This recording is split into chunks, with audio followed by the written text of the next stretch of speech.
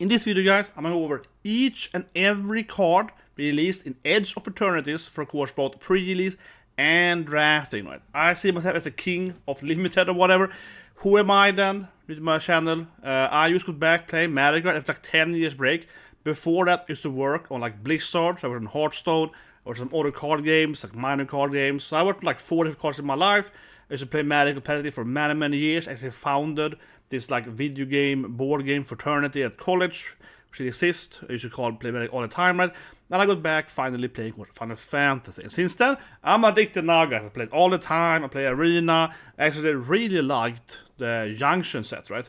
The Outlaw set. I hadn't played the other course and love drafting that, right? So I'm drafting like 10 runs per day now in Arena. I'm into it. I'm gonna play course Prerelease tomorrow, also on Saturday, right? And the last pre I played, I won 2, and I got second place in one of them. So I'm just good at Prerelease, okay? I'm good at limited. I genuinely feel that I'm very good on this stuff, right? And I want to break it down. I want to break down every card, guys. And my general tips, right, to people when it comes to limited, let's have a pre-release tomorrow then, is to first and foremost, right, know every card that's gonna come out, right? Every time before I go to a pre-release, I've done this for years, right? I read on every card, I go over them, I analyze them, and I think, of course, about 2 things, right? Is some kind of crazy combo synergy with like this card here and some black card or whatever, right?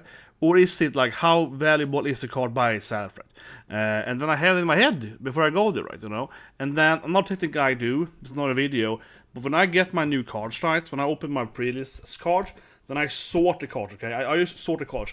I don't even look at the color. So I can make a video all about this, but I think it's a very good strategy. Honestly, guys, big tips, right? So when I open up my cards, you know, like a black and blue card, I just do like black, blue, black, blue, black. I just open all the booster packs in pre-release, right? Then I just place them out like that. And then I calculate exactly how many cards I have per color before I even start thinking about it. If I have to splice or so on, right? I'll do it as I can mathematically, right? Best as I can. But anyway, we're gonna go every card now then. And I think also good for myself, right? You can analyze them together. Now, I would love some comment below, guys. What do you prefer? But I think this is the most useful strategy. How to do this thing. This is the first time I do this Magic, but I think this is the best strategy. So I'm gonna look at highest rarity, and we're gonna go downwards, right? We go white and then all the cards, of course. But I think we go like, you know, mythical rare, and so, because not so much for a pre-release, if you open, of course, your booster packs, right? But for a draft, especially, when you open your pack and you're like, oh, this is the mythical rare, right? You have to think about, should I now go this color, or should I, maybe more so in your second pack, should I change color, right? Or should I, you know, do this dual thing, right? Overall, you very rarely want to play mono in drafting, because it's, if you can play an actual good mono deck, usually you will win, right? Because it's fantastic. But most of the time, you can play mono if you want to, but you won't have enough good cards, right? So it isn't good enough. But my point is that, especially I think from a rarity standpoint, when you open your pack, right, and you see your rare, it's a mythical rare, you're like, oh my god, this is this legendary angel card, I have to play white now, you know what I mean? Or it's like, yeah, this angel card is, I mean, it's good, but it wasn't like win me the game, right, you know? So I think the first thing you have to know, in my experience, right, in my top part, is how good is this rare, right? Should I play it or not? Because especially if you draft a lot, right, on Arena, I tend to, of course, just pick the uncommon or common card if I actually, you know, oh, this is what perfect what I need. A removal in my color, I don't care about this thing, you know what I mean? Especially if you play like the more expensive Arena runs, like I don't care about this thing at all, right? But so I start with rare now, we go down. By the way, it's the first time I do this, guys. Please leave a comment below what you prefer and so on. But anyway, white first, and then we take all the colors. So, first and foremost, this card tonight, Cosmogrand Zenith. I think this is a pretty good card, actually, because I've been looking at this effect, right, in white. All the cards, of course, 7 times now. And I think it is pretty easy to trigger this, like, double effect, like if you play 2 spells with white in this set. It's, of course, it's a flurry, right, from the previous set. And you basically get, like, 2 tokens. Which actually is pretty strong, right? It's a lot of value, even if you want to get it like once, then she dies. And put a counter, probably not as good. I'm not going to say you always want to have 2 tokens, but I think most of the time you want to have 2 guys instead. And overall, a 2 for body for 3, is like decent, right? So this is a great card. That being said, though, I don't think this is a game-winning card most of the time. So this is what I meant earlier, right? If I'm opening this in like my third pack at the draft, I'm not gonna be. Oh, I'm gonna white now. I'm splicing white for this card. Definitely not. But if I open white as my first pack, then I could. Yeah, if this is my first card I open up, right? Then I probably go white. You know what I mean? Okay, I'm gonna play this card. It's a good card, of course, and I play it. But this is not like a game-winning card. So it's like a fine Disney mythical rare. But this is not like you don't win the game with this card. Anyway, next card then. So this, on the other hand, is obviously they have a combination, right? Exalted Sunburn, she wears like the Elspeth Angel card. You basically double your token production. Now, first of all, I like this card and also the next alien combination for this one because they have a pretty decent body, right? So 4/5, flying lifelink for 5. Okay, this is a great card just from playing limited, right? You know, like a 4/5 flyer is decent, right? It's a Yeti stats they've seen Hearthstone, right? But yeah, 4/5 is good, I would say, for a flyer in most limited sets, right? Now, I don't think the effect actually will be that easy again to trigger, right, in limited. So this is also a card where I think is like, this probably also won't win in the game, but it really depends though, because this can be really, really powerful. There's also one thing that I think might be great in a limited with this card, especially in a pre-release then, where you have more options, or can ruin your game, so to speak. You have this new land tokens, right? The land tokens for green mostly. And this just has anything, right? So you can also probably produce like double land tokens and so on.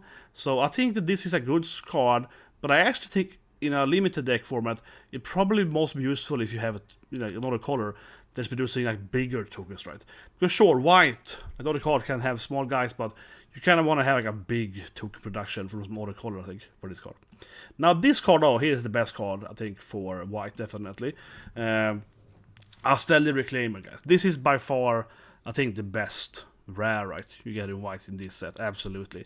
So in Outlaw Junction, you have this Pegasus card, right? Which is very similar. It's like a Pegasus, almost it's flying or so, right? And it also brings back a dude from your graveyard. Now this of course is really high value. I mean, this card here, I think is, like I say, this is probably the best white card, right? Straight up. It's so much value in limited. This is usually card you're looking for limited, right? It again has like a 5/4 flying body. So that's pretty good, right? It's not like amazing stat, but that is a good stat for a 5 mana for a flyer.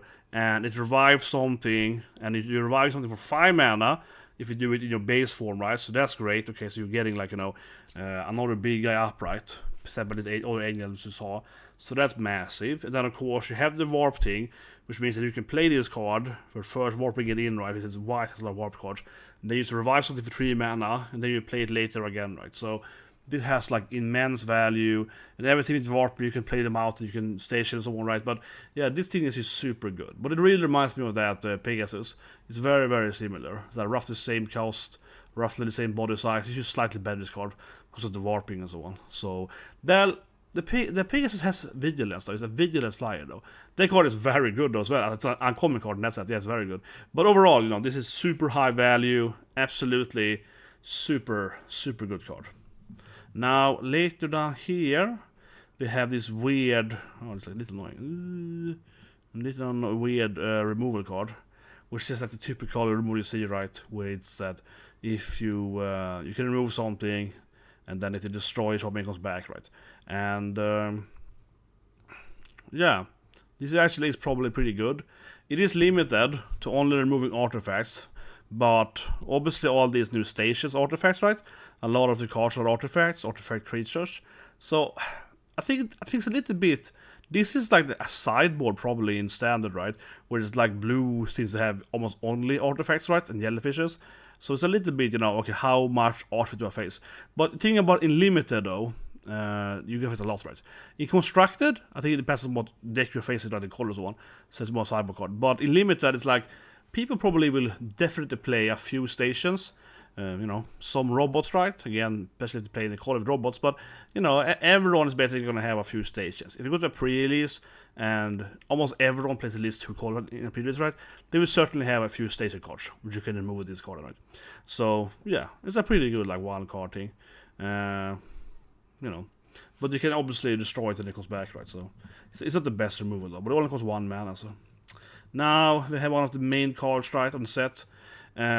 She has this like gain life thing, and she has a draw thing. Now, I don't think this card actually is that good for limited, because okay, drawing cards is very powerful, right? It's a 3 for 3, but how easy is it to get, 3 life per turn consistently in limited? She has that classic and the hair, whatever it's called, 1 life, per guy that enters, right? And obviously you have like other card that can do tokens and so on. But I don't think it's that easy to do the limited.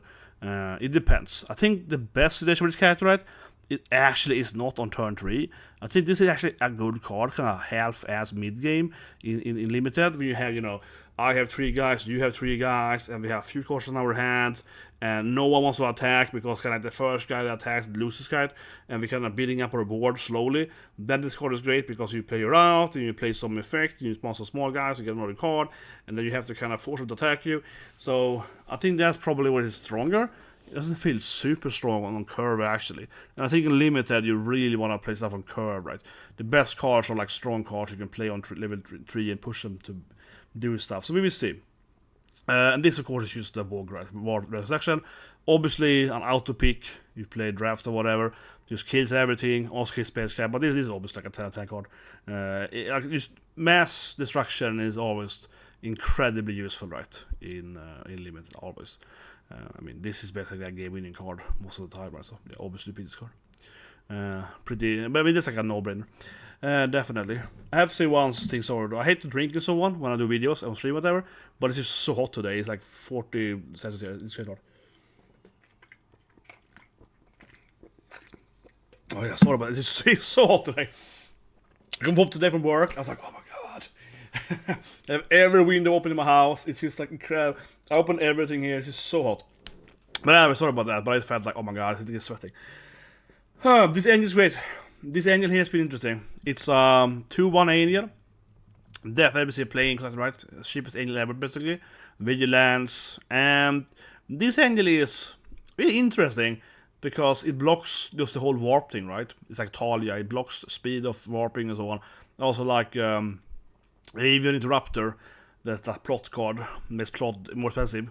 So this is a good card, but I think it is actually pretty poor card for drafting, whatever. Definitely not a card I want to see even open up my pack, right? Because at the end of the day, it's a 2-1 with Vigilance that makes it slightly harder for the opponent to use Warping and so on, like sure, but it's like, yeah, this is never gonna win you the game, right? This is obviously an excellent card, yeah, so it's a terrible limited card, but interesting card. Oh, this card is great though. I think some of the stations are very good. This is actually probably one of the best stations. I think this is definitely like a auto pick card, obviously. So this card here, right? It's great because you kinda pay 2, maybe 3 mana, but in old school Magic, a 2 mana enchantment like Crusade or whatever, yeah, this usually be the thing, right? So this card here, it can become this like flying lifelink or something, right? But first and foremost, to tap something, of course, this new station card is first, yeah. You tap your card guy, right, Then you go and tap it, right? Like when you're mounting a vehicling. And when it gets, up to 2 powers or more, right? It becomes basically a classic, like, enchantment that buffs all your guys, right? And it only costs 2 mana, again. That's basically what this enchantment costs, right? Like the Crusade card. It basically costs 2 or 3 mana to have the defense in them, but around that cost, circle, right? You tap one guy and you get the effect. So that's pretty good. That's not a rare level, but it's pretty good, It's by itself, right? And then of course having the options, of course, to like get into like a 3-5 later. So yeah, I think it's a great card. Definitely. Then here's a weird removal card. Yeah, this is kind of strange. It basically removes only cheap cards. I think this card definitely is not a very good card for limited. Even for constructed, it doesn't feel that good, honestly. I think it is like probably a card where if you kind of want to remove your own cards, right? So this removes everything, of course, and then you can like sacrifice it, and then everything respawns. You're getting a bunch of dudes for that. So it's probably some combo, right, where you create a lot of tokens and then you like destroy them with your own this thing, and then you make them all bigger, and there are robots and all this stuff. So it's a bunch of combos there, right? But I think in limited it's probably terrible cards. Like, oh yeah, I remove all your small guys. It's basically like an AoE, like an area effect on hits all the tiniest dude. Probably pretty unplayable, honestly. Now this Stalker card here is great. Or is it wrong? I see that now, but whatever. So yeah, this card is fantastic. This is of course like a 4. That's annoying. So yeah, also comment below for a better sight. I'm using Scryfall now. I could find a good site to have them in all agreement, whatever. So this is a great card, of course. It's a very, very good card. Probably the best uncommon card for white, right? So it just kills a guy. Typical white thing, right? If this guy dies later, you know, it returns, right? But it can also be warped. Yeah, I think this is a 10 for me. This is probably the card I'm looking for the most in uncommon, right? In white, you straight up, yeah. Because again, 4 mana destroy something, or exile in this case. That's kind of what you're looking for, right? That's like a decent value in limited. But again, you can also warp this thing, which means that even if this card, of course, you know, it leaves obviously after it warps, right? So it's only temporarily, but you see, it's like really good because it's like I don't ever think. It's basically useless using it at turn 2, right? But at like maybe turn 7, 8 or whatever, you can warp this card for only 2 mana, remove their big guy, hit them in the face with your small guys, right?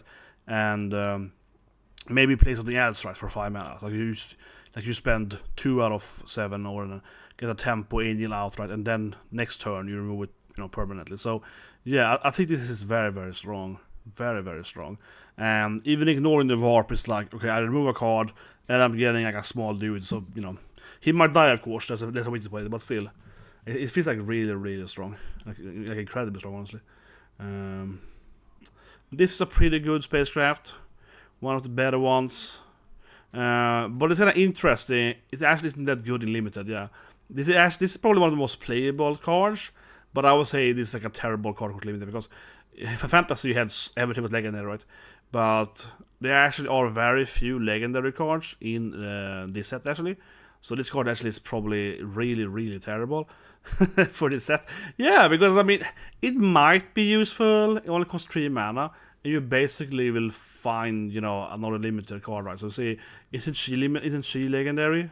Yeah, like hell yeah, right? So you can basically get her if you're playing white. Because the other cards, you know, they aren't limited, ain't no. So you basically will only be able to get Halia, and then you can, like, you know, like buff her with these things. So it's very, very hard to play in limited, but probably one of the best ones for Ash, right?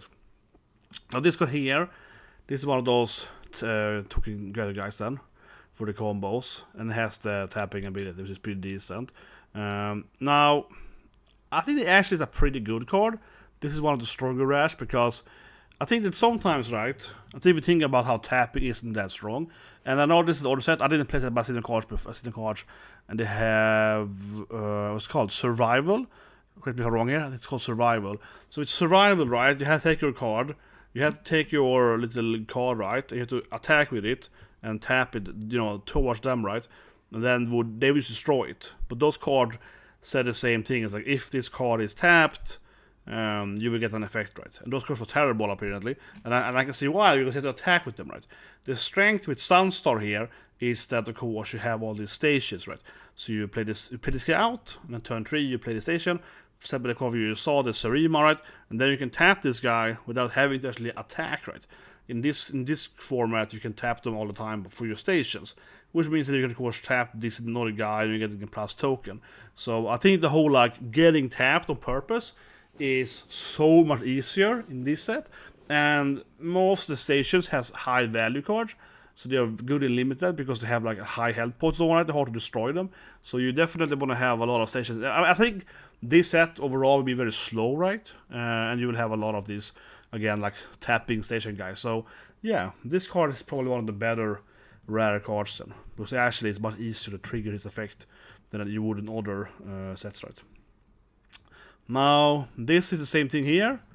This card, sorry, I fixed it a bit there. Same thing here, right? This card is like, yeah, you tap it, and then you get plus, you know, the same thing there. It actually is a trigger, pretty sizable body. It does cost, sorry, I can't see it there. Sorry, my mistake. You can't see it. There we go. But it has a pretty bad body, though. So I think it's an okay card, right? Like you said, it's easy to tap, actually, and has lifelink, but it has really terrible body size, right? 4, 5, 6 mana is just really bad. So, But I think this is a card that you will see play in limited, because you know it's big enough to like have an effect. You can immediately trigger the plus counters, right? So, and has lifelink, yeah. So it's a pretty good card. And here we get a dual strike. Obviously, that was very good. This is actually, I don't say it's the best uncommon card, but I think that this card here, Dual Sun, is probably one of the best uncommons you have in white, because dual strike, of course, is very powerful. You have to, you know, with the first strike and so on. It also buffs everything else to do with the 5 mana, which might be useful. But the strength of this card really is that in this set, right, as we saw with the other card, Dawn Strike, is that a lot of putting counters on your cards, right? The white has a lot of like ++1 thing, right? So a 2/2 dual double strike isn't that strong. But if you combine this dual guy with the Dawn guy and other Dawn, blah blah, and so on, right, you obviously have this synergies with this card. This guy can easily become like a 4/4 out of a 5/5. And obviously like a 4/4 double strike is incredibly hard to beat. So this card here actually is probably the best uncommon card when it comes to like building your, your synergy, right? Yeah. The assassin card is I'll say it's the best one. It's a removal, right? The best removal. But this thing here is just like, if you have the white synergies, this is very, very strong. The white guy though, he's better in more like a splice, right? You know, if you're not playing white as your main color, but you have some white cards, and that card is much better. This card here kind of requires you to have the other white cards, right? But it is very, very strong in the synergy. And then we have obviously a synergy card, right? It's like, you know, buff a guy, draw a card, yeah, kind of the same thing. Guess double strike and so on. So a pretty good card, yeah. I think it's pretty good, but not super good. This card here to me looks really terrible, honestly. Yeah, this card here is coming out here. Honor Night card guy, terrible name, Honor Night card, yeah. This looks really terrible for uncommon. This is probably the worst uncommon. Yeah, it looks really weak. So there's another card, right, who has like flash. It's the same thing. The only strength of this guy is that they're both humans, so there might be some constructed. But in limited, this is a bad card. This is just, you know, 2 1/1s for 2. That's not good enough. You have 2 3s, you have 3 2s, so for 2 with better abilities. Actually, this card is crap, honestly. It's like a 0/10 card for limited. It is really unvaluable, honestly. Maybe if you have the token angel or so. But even the token angel, as I meant earlier, it's like, oh yeah, I get 2 1/1s instead of we have a 3 mana. Yeah, it's pretty terrible. Definitely wouldn't play it, right? So there's another card like I mentioned. I don't know what the name is, but I've seen it in the arena, which is like the same thing, but she has flash, right? That's like 10 times better. So then you can obviously flash it out and like block and kill your guy and so on, yeah. And there is not much equipment card to find in this set at all, so that ability isn't very useful either, so no. Terrible card. This card also I think is pretty terrible, honestly. I mean, it's decent, right? As you thought about, because there is so much synergies in this set with like plus counter. So it's like 1 white, you know, give it to a double strike, I get a card back, so it's okay. But obviously, most good white cards for 1 mana. So with Fantasy, you had the one whole, you know, you are not alone, right? There's like a +2/2 or a +4/4. Those cards is what wins you trades, right? This card doesn't have instant speed. So actually, I don't think it's that. It's probably fine if you have the whole counter plus synergies, right? But I would much rather have something like, you know, instant speed, right? That's very important for these like 1 mana trading cards. So that's weak. Now this card here is interesting. This is like destroy a thing, and you give them a land. So this is a great removal card because there are other removal cards like what's called Plowshare or so on, where they get like a land immediately right there. And here's that they get a land token. So you give them a land, sure, but they have to still pay 2 mana, right, to get that land. So this is actually a pretty douchey card, yeah. So instead of in Outlaws, you have the 2 mana wild card that destroys a card, but it gives them like an Ox, a 2/2 Ox, right? Yeah, this card here is way better, right? Because the Ox can fight for them immediately. The Ox can block and so on, right? So if you want to destroy something and then they get the Ox out, the Ox will still block your big guy, right? So you can't kill them, for example. This card here, again, yeah, okay, they get a land, but they have to pay for that land, and you can punch them, right? So yeah, this is much better. So this is actually a really good removal card. It might be a little bad that the land is an artifact, right? So they might help them sometimes. But I think this is actually one of the better like drawbacks for white. Then, yeah, they get something isn't that meaningful for them. This card here is great. Okay, when I first looked at this card, I was like, huh? But actually, no, it's really good because it's a 1/2 that finds spellcraft. Okay, it's 5 cards. You might miss with that. It's like Ash in FF, right? You might miss with Ash. It's only 5 cards, 10 spacecraft, but this card is much better than Ash because Ash then, she's like final equipment, right? And you might miss. But here, if you're missing, you're getting +1/+1, right? Which makes it a 2/3 for 2, which isn't amazing, but you know, a 2/3 for 2, right? This is pretty playable. Actually, this is one of the best uncommon cards, honestly, because it's like, at worst case scenario, you are getting, you know, a standard, like a 2-drop, right? You know, and otherwise you get a +1 draw spacecraft. So it's like, yeah, this is actually pretty useful. And again, of course, you have some synergies with Counter-Strike. So pretty good card, definitely.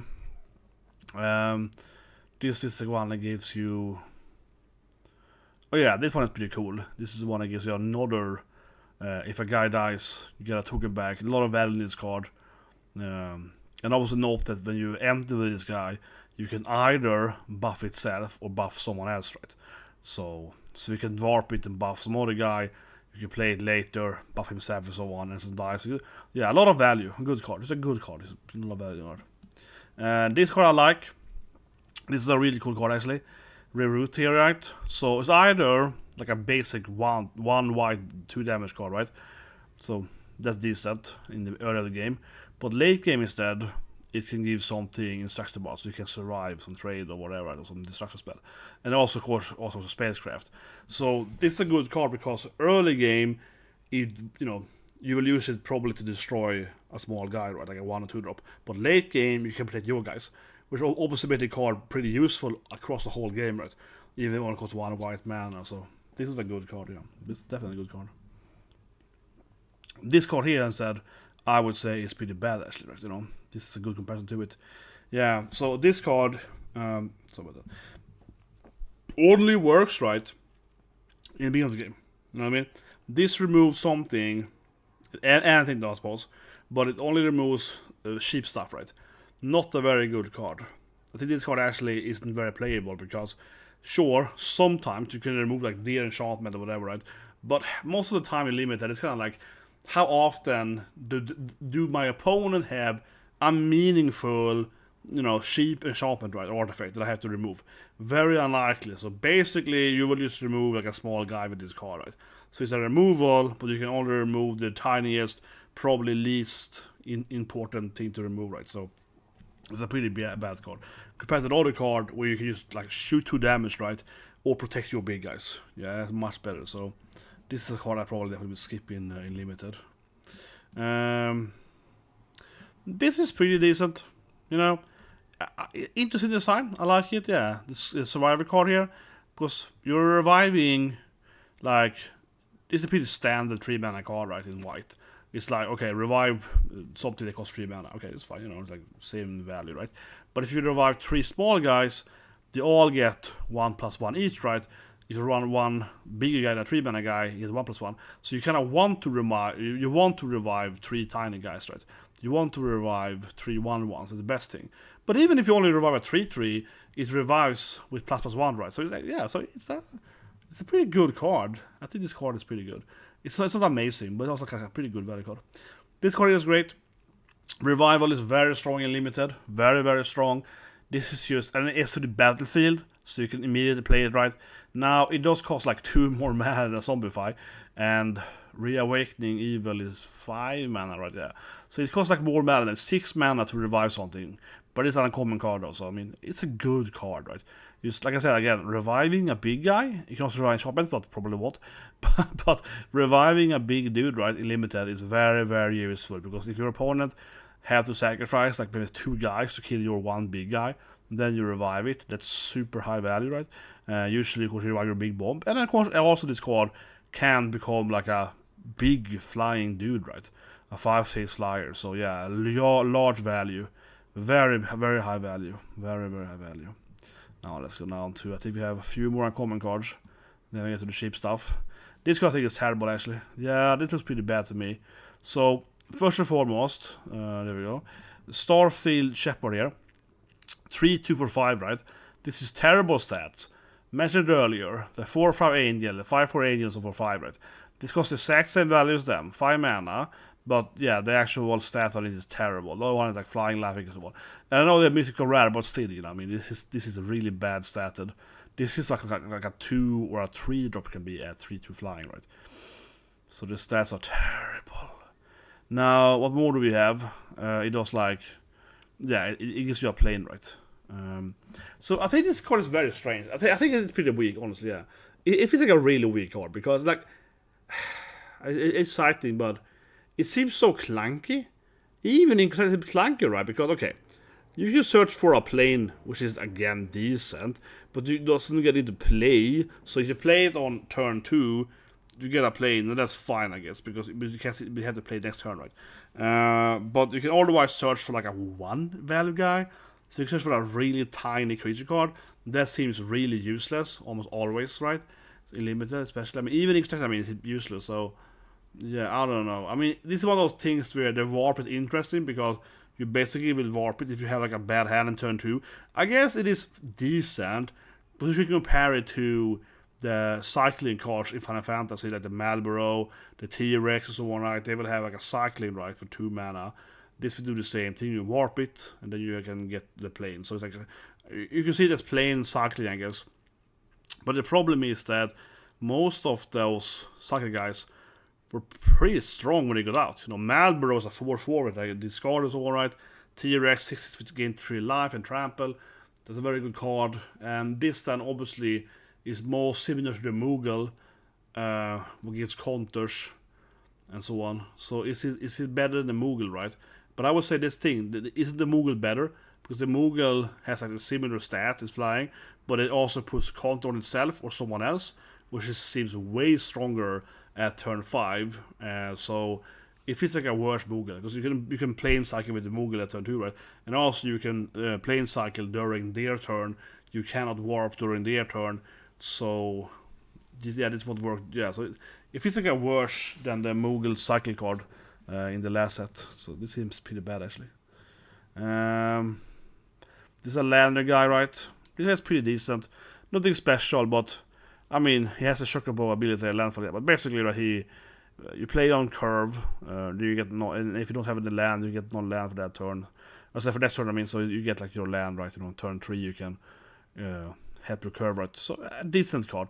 But I think this is nothing special, honestly. No, it's like land trigger. Now this guy here, it's a whole, you know, if you do the flirting, you get another card, some more stats.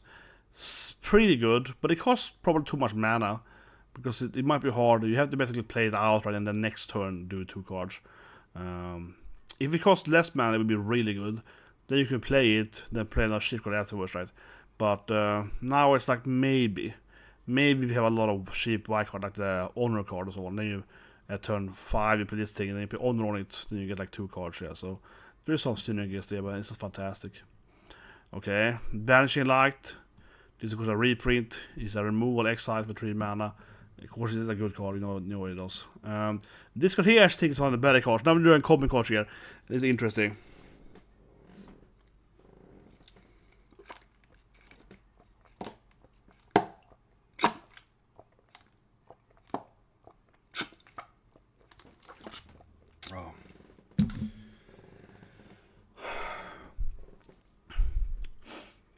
This is actually, I think, one of the best common cards.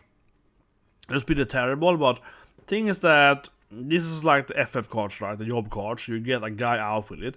So you're getting a 2/2 out, plus the equipment, it gives the flying.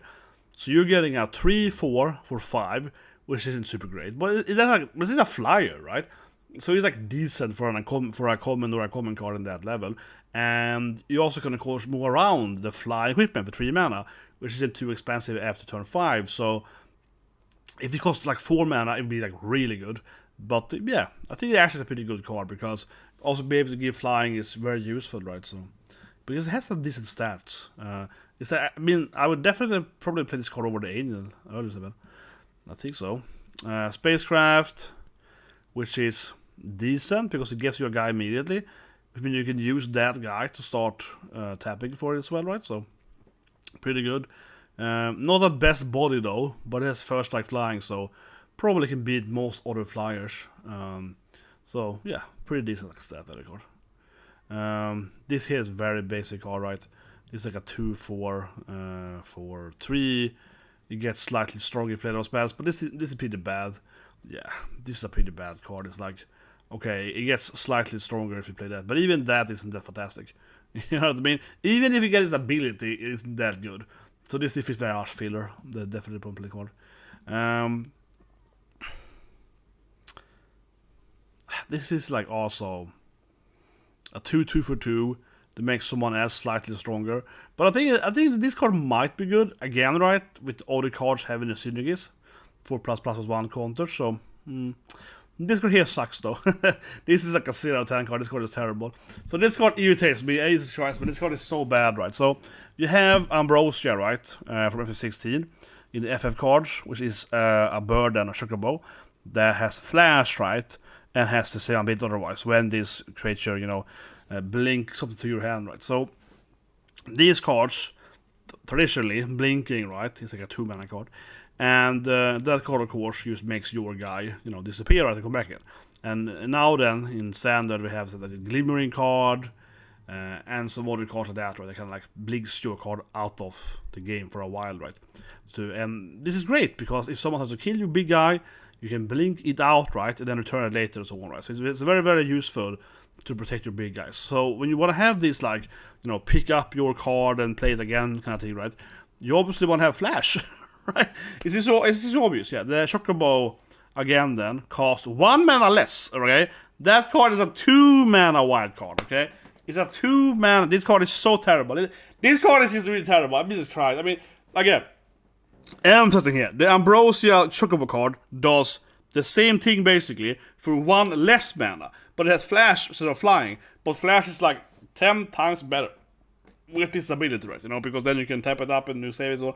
This is like a really bad version of a card that you had last month that cost more mana, right? This is like a 0/10 card. It's so bad. It's so bad. Oh my god, it's terrible. Yeah, it's just really terrible. And now there is this other card called like Skyhawk. It's another card that is like, there's another card that's the same thing, but it has like more stat and has flash. This is a card that has, it's like a 3/2 flying flash card with for like 2 mana. So yeah, this card is like reverse power crit. Yeah, this card is very, very bad. Honestly, one of the few like really worse card than the other ones. Anyway, this card is somewhat interesting, right? It's like a 3/2 guy. You're also getting a token, but you can warp it, right? So at turn 2 you can curve, play it, and play it again. So it's not super fantastic, but a little bit value on it. This here is very similar to, I think I saw it actually on my table. The white card from Final Fantasy. Here it is, Slash of Light, right? That is. Have it here on the table actually. This cards are very similar, right? To Slash of Light. Basically, it's like you do damage based on number of guys you have. Here's spellcraft, and this one is equipment instead. But they're very similar, right? So it's like, you know, it's a white card.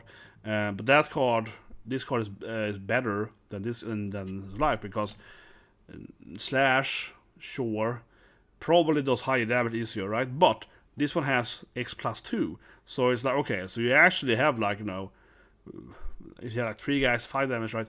And it costs 1 less mana. Now, of course, they have to actually be blocking or attacking.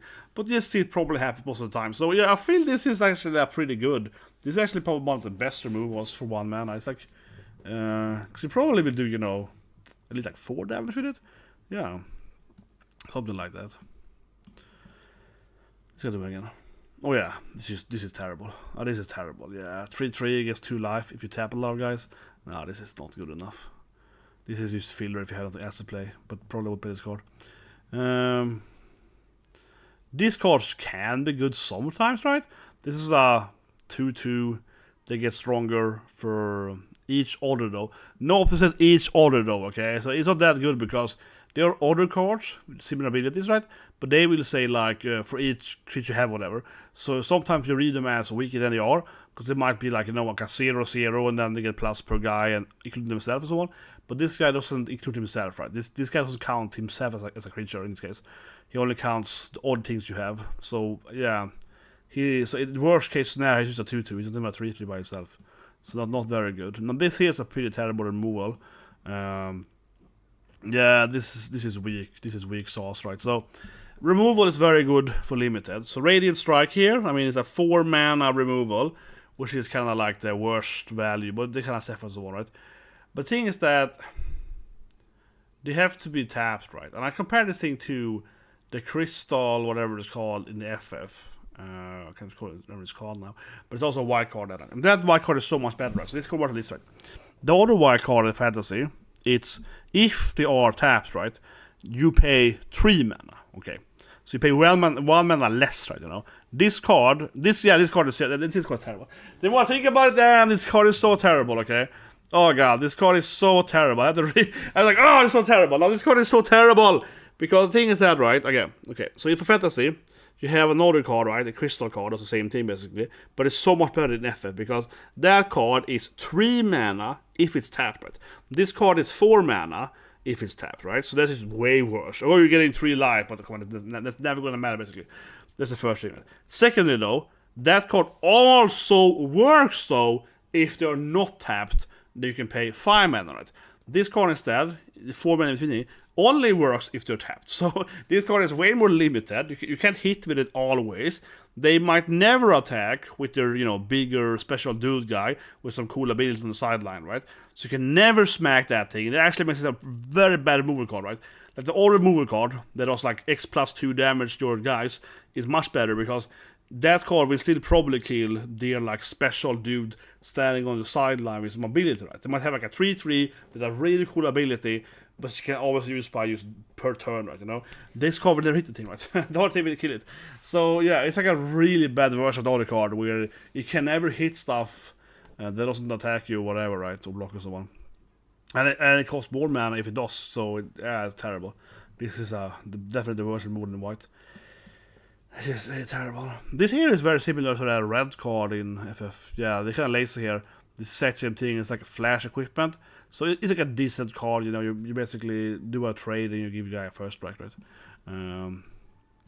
This card here, an assassin. Very, very expensive card to +2. Definitely not a good card. No, it's only a 3/4 for its own value. So that's a terrible card.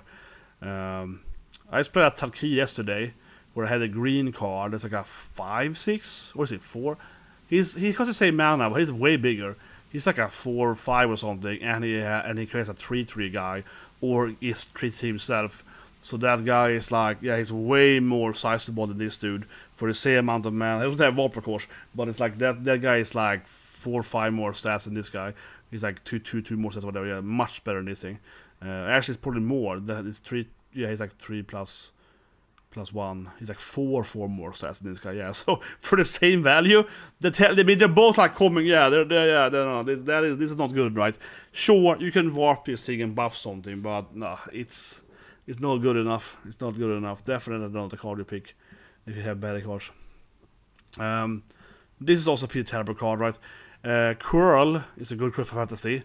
Does the exact same thing, right? You're tapping one guy with your curl, right? This is this is the exact same thing, but what can I say, right? The curl is like it always work, right? Yeah, the curl will always do this thing.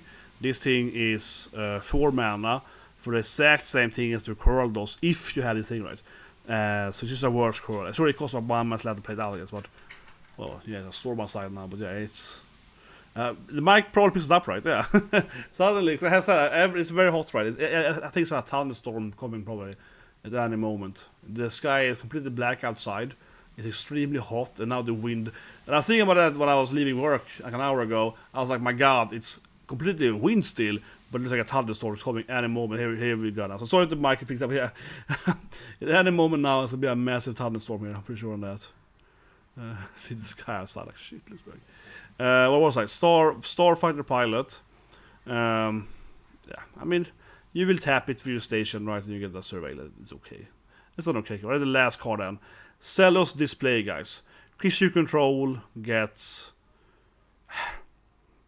not very good, but I think it's interesting actually. So this card is a little more interesting, I think, when you look at it. So for overall, right, like plussing all your guys for like +2 damage, so maybe you can finish them in instant. It's not very useful. is too low damage. In limited, it tries you to have all this tiny guy. Maybe you can win with it, but normally it's not a good at all because all the instants light that we buff one guy means you can trade, right? So you can win a trade. And sometimes with like a giant growth, you can finish them off, right? So that is much, much better because this only gives attack power, right? It gives no toughness. So you will never be able to use this card to like, you know, yeah, okay. You will never be able to use this card, right? To like, you know, reverse like a trade, right? But this card though is interesting. I like it though in a sense because it has the untap, right? So basically, you defensively you can suddenly play this card, and all your guys that attack the last turn suddenly get up again when the opponent is attacking you, right? You can kill all the guys basically. So maybe you can trick them to like, you know, attack with smaller guys, and you tap out, you know, then you untap and then you punch this. So it's interesting in that sense. And of course you can use it for stationings. So you can station, right, play this card, get them up, pet them again. So you can double the station. So it has that potential. So actually it might be interesting. I'm thinking especially with the station team, because you can do it twice then, right? If I'm not reading it correctly. But station is like tap a creature, right? Guess its power to station. So you can almost tap it twice, right? If you just do it again, yeah.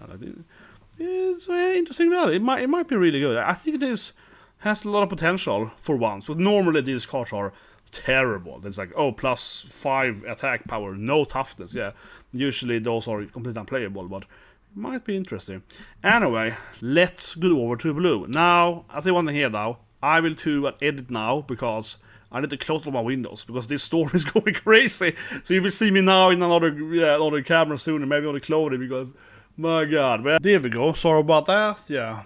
So the windows, storm is down now. Put blue cards right, they're very stormy. So this card is probably the best mythic rare card in the whole limited, right? So this alone makes blue very powerful. No, but this is very, very strong, of course. Quantum Riddler here. Insane value, right? You get to draw a card. It's a 4/6 flyer. You talked about earlier, right? 4/6 flying for 5 is big. That's a big flyer, right, for 5 guys. It doesn't have life link, so but still, it's a sizable flyer, and it gives you 1 card, right? That alone is good because if you remove it, you see plasma card and so on. Now, of course, this can also give you 2 cards if you pull it out late game, right? Very common, of course, in limited is you have like 1 card, you're pulling it, right? Try to pull a good card. This casts them out, you draw 2 cards, right? That's an insane value. It's pretty cheap. Might be able to play one of the other guys for cheaper, right? And if you remove it, you see plastic card and so forth. Very, very good. And it also has warp. Even without warp, it would be a good card, right? But this means that you can play turn 2, right? At tempo, and you just get a card, which is like decent, right? You just get a better card, maybe get a land. And of course, late game, you might want to spend 1 turn, when you have few cards, to play it on warp, and draw 2 cards, then play it next turn, right? And get 2 more cards. So that is really, really crazy. But I would say late game, though, you probably just want to play it out on its body most of the time to also get the tempo. If you only play it out right for unless if you have like a really good positioning, so you know that you're very likely are safe without increasing your tempo, you can then get way more cards, right? Depends of course on the situation, but yeah, it seems very, very strong, like insanely strong, honestly. Oh, wrong button. This we go. There we go. Now this card here is one of those cards that is like basically unplayable, right, in limited. This is one, yeah, I always say to people, I think a lot of people fall for this trap where they used to pick like, oh, mythical rare, good. This card is basically unplayable, right? You know, it's like everything that you play now is free. The first spell, you know, each player, that includes your enemy, right? You have to think about it. You play this card, in case you get 7 cards, that's very crazy. But then they get a turn for a free play before you get a free play, right? Which means that you're basically sacrificing your whole turn, right? All your mana, obviously, to play this thing. And then you get all the cards, is great. But they're gonna have tempo, so you sacrifice your turn, right? Like the whole tempo is lost. They get an insane turn, perhaps, depending on the hand, of course. But they get like a really good hand, possibly.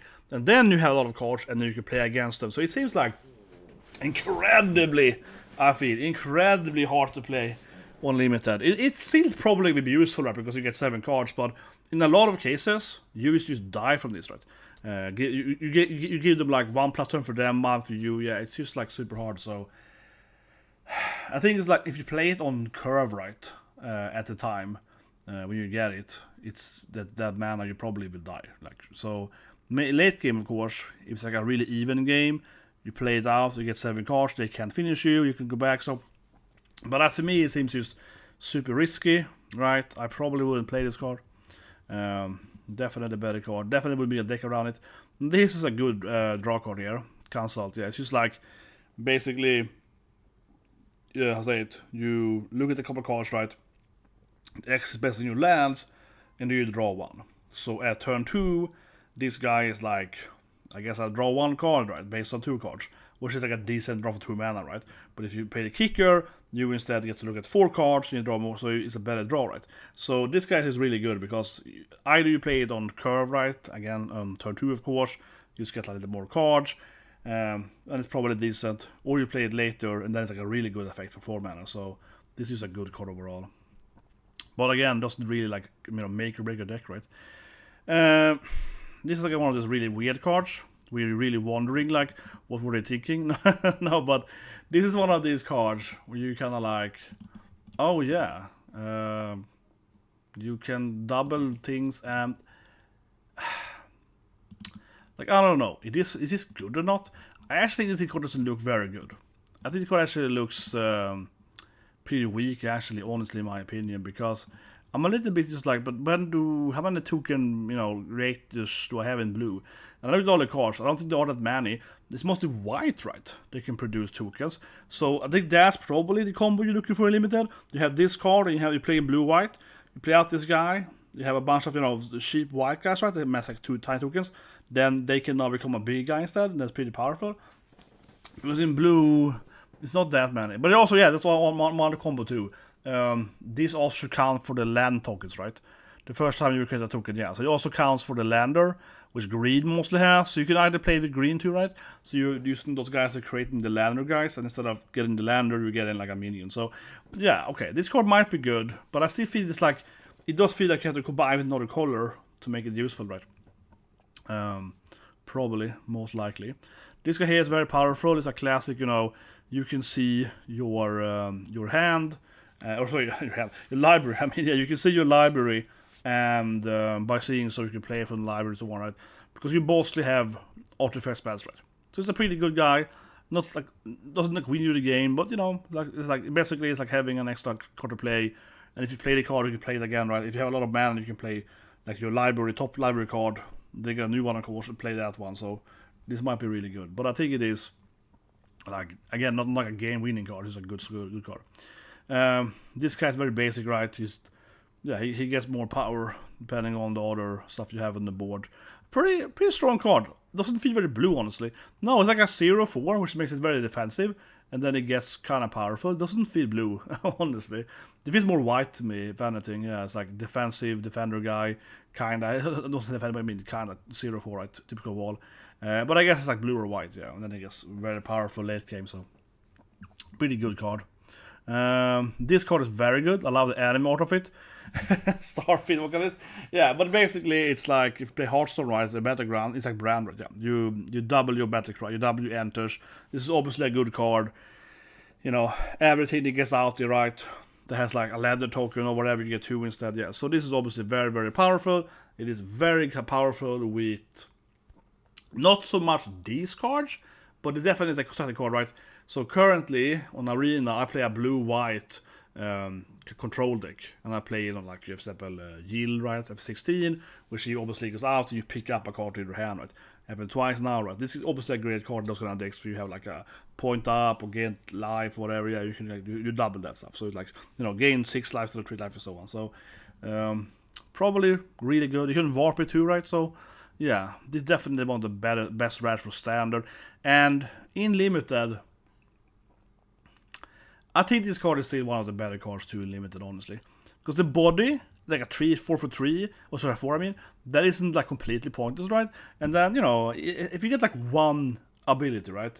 If you get like one thing off, if you get like a double draw thing, or, because I mean, this is like, we saw the swings or whatever, right? Like draw 1 card. This is 2 cards now, right? Yeah. So if you get this guy out in turn 4 and then turn 5 or 6 or whatever, you get like, oh, I draw 2 cards. Then you get 4 cards, right? So yeah, this guy feels really powerful. Like, it should be pretty easy to get the effect of, even in Limited, right? Then we have Starwinder. This is this to me is very weird. This to me is a very, very strange card. It looks terrible, I think, honestly. It doesn't have flying. That's kind of the weird thing with it, because it's a 7/7 for 7, which is of course incredibly bad. That has no other ability than giving you draw cards. And obviously you draw a lot of cards with this card, but it's like, you know, a 7/7 for 7, right? You expect it to have something. Like, because it's like a flying Leviathan thing on the image. I think it should have flying, right? Yeah, it's supposed to have like flying or vigilance, something. So you can do a little more, this being a big body. But absolutely, I mean, if you get the effect of, you draw based on the damage you do, so you're gonna get like, this guy gives you 7 cards, but I mean, even the other cards will give you maybe 3 or 4, whatever. It has warp, right? So you can like warp it, and then the other guys can punch. But I think the problem with that is, of course, that this doesn't do anything on the board. So this to me is one of those like, how say, trap cards, I think, honestly. And I mean trap as in you I mean trap as in, oh, it looks awesome, but then you fail, right? Because the problem with this card is as a win more card, okay, guys? I would really worry picking this card. I mean, obviously if you have like a really good blue deck, you pick it anyway. But I mean, if you have like a decent, you know, card. Because the thing is that this is very much a win more. What I mean with that is that if you have a good tempo, right, let's say turn 6, you know that I can punch my opponent, he won't be able to block me, so I can warp this guy out for 4 mana. Most of the warp cards are much cheaper than 4, right? They cost like 1 or 2 mana, right? Mana cost like 2 mana usually. So 4 warping is very expensive. Then 4 warp, which probably is most of my mana turn 6, right? And then I can punch with my like 5/5, and then I get like 5 cards. Amazing. But to be able to punch with that 5/5, there has to be an empty board basically, right? My opponent can't have anything on the board, which means that I have to already be in the lead, right? If I play this guy out for 7 mana at 7, right, it is a terrible card, right, by itself, you know, 7/7 for 7, no effect immediately, it doesn't do anything to the board immediately. Sure, your opponent has a block, so it's like if I play it out turn 7, if my opponent can block my guys, whatever, right, it feels like it's a very much a win more card, where if you already have the control, if you're already in the lead, you play this guy out, or you warp it, and you can punch with it, and then you get a lot of cards. But it seems a bit to me, it's like, I don't like this card, no, because then you probably win anyway. Yeah, this to me is actually pretty weak then. Then we go for Space Team Blue, which is this one, I guess, guys, right? This one is pretty good, probably. It's like a 1 blue, and so you play it for turn 1, and then turn 2 you play something random, right? And you station it, and then you can basically, one of these like ladder tokens or whatever can turn into a robot, so you can use the other artifacts to turn into it. Then it turns into like a decent fly guy later. But I don't think it's that good actually, because the problem, right, is that, you know, in turn 1 you play this guy out, right? Okay, this is turn 1, right? Turn 2 we play another guy out, right? So then we have 2 cards out. This guy is tapping, this guy gets into a station, okay, fine. But this guy is already a dude, right? This is like a 3/2 or a 2/2, whatever, right? So you actually need yet a 3rd card to actually transform with this guy, right? Because this guy is like, you can make another artifact. So I need yet another card that comes out early as turn 3, right? Or turn 4, or whatever. So it actually doesn't do that easily, because you... And then what would I want to make into a 2/2? Well, it's basically is these tokens, right? It is some of these like artifacts you can place on the ground. There are some artifacts you can sacrifice them, whatever, and they get some power. So it's like, okay, maybe those guys. So it doesn't seem easy actually to like get it off. It doesn't actually seem that easily to like, you know, like force it to happen actually. Honestly, I think, yeah, I'm a little bit that card, honestly. It's probably not that great. What's now then? No, this is pretty good. Yeah, this is just like, you know, you survey best artifacts, draw 3 cards. Yeah, it's a lot of card value. You probably have about like maybe 2 artifacts in limited, maybe more, right? But usually at turn 5 you probably have maybe 2 or 3, probably 2. If it's like an even game, maybe 1, but you know, 2 probably, roughly speaking, right? If you play it late game, you might have more, right? So yeah, it's a good card. This card I think is really powerful in limited.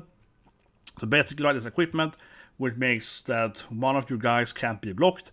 This actually, I think, can be very dangerous limited if you have a good tempo deck, right? For example, offensive, have the Sagwin, the Lizard Fault guys, right? Very annoying card, hits you every turn, right? Super powerful, yeah. That card is, you know, very strong.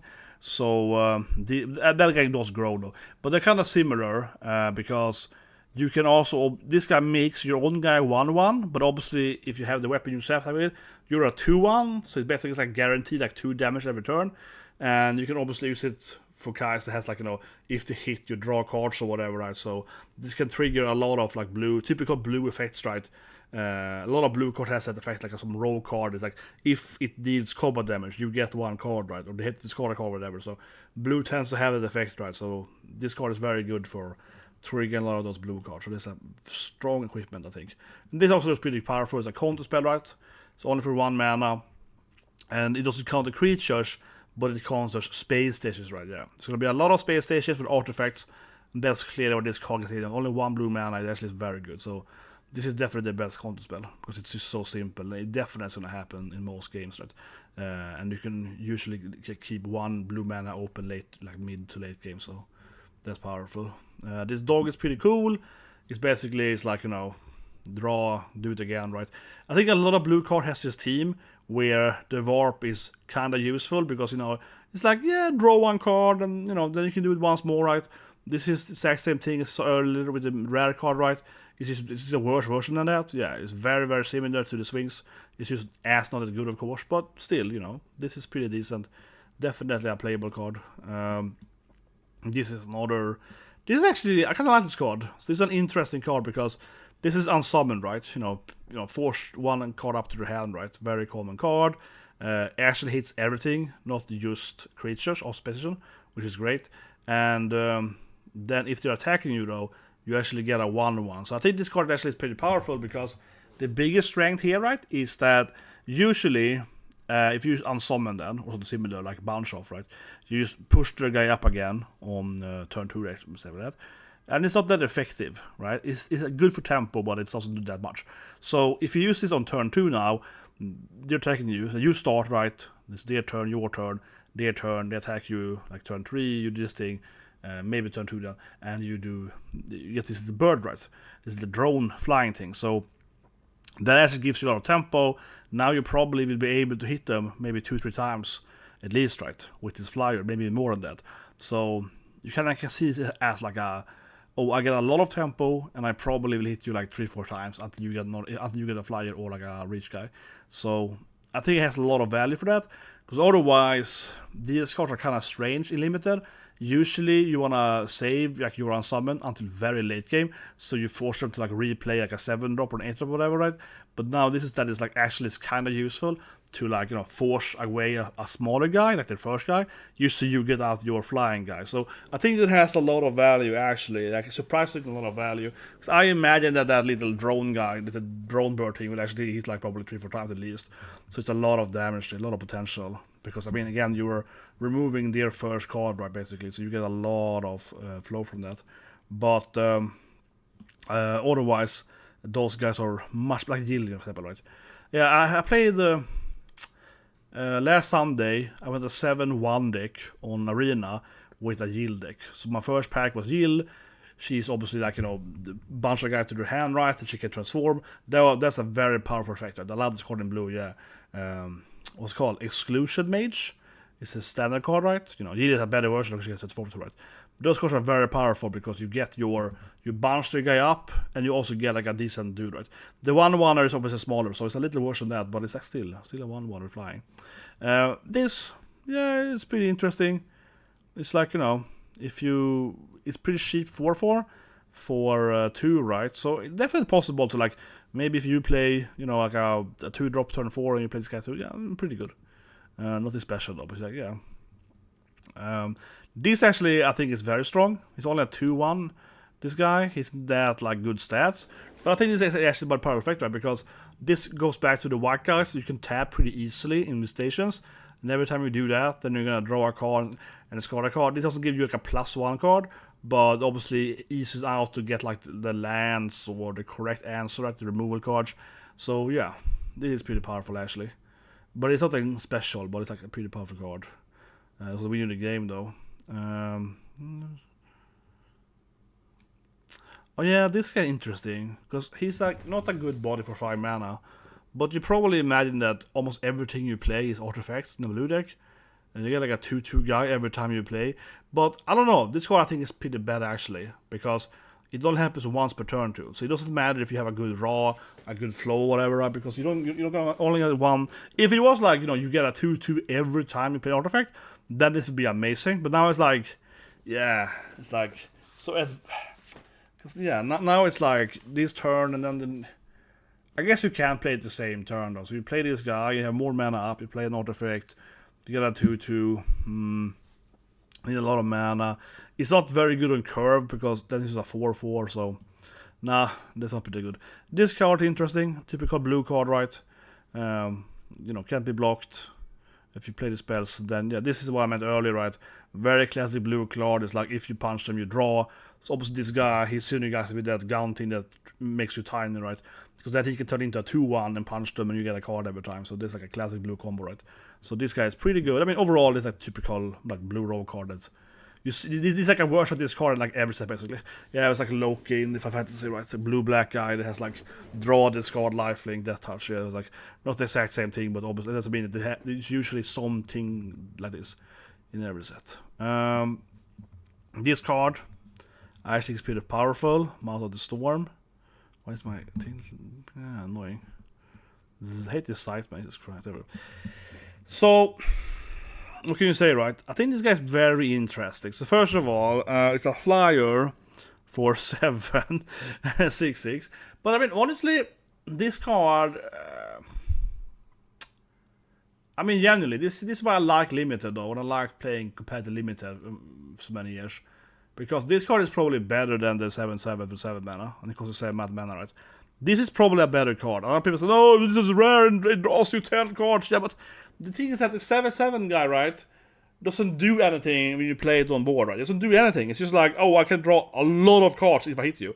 But it doesn't actually do anything by itself. You have to have the board, right? I said, win more card. This guy, on the other hand, he makes everything -3 in attack, right? Or power, I mean, for the enemies. This might be like a massive win, right? Because now suddenly, if it's like 3 enemies out, you have 3 guys to play this guy out, right? Like all the guys are basically too weak now to be able to probably trade. You can hit with everything, and they, they can't probably trade, so you take a lot of damage. And notice, right, this is like the Jace card, that it gives you minus until your next turn, right? So you can hit with all of your guys, they probably won't block, or maybe there's like one guy, but you probably get a lot of damage in, right? And then next turn, they still can't hit you, they can hit you, but you take way less damage, right? You probably take almost no damage next turn. So this gives you that, it has a ward ability, so you can't remove it, and it's a flyer, right? So it hits much easier than the other guy has one more set, 7/7, right? One more in +1/+1. But again, no flying. I really think that guy should flying, right? Yeah, I said it earlier, I really think that 7/7 guy should be flyer. This card, I think, definitely is gonna do more in most games. I mean, sure. As I said earlier, if the 7/7 guy hits you once, you draw 7 cards, and it's like a win, probably. But yeah, but this guy is much easier to play, actually. And if you're about to die and so on, oh yeah. The apps, this so hardcore also beats like aggressive decks, right?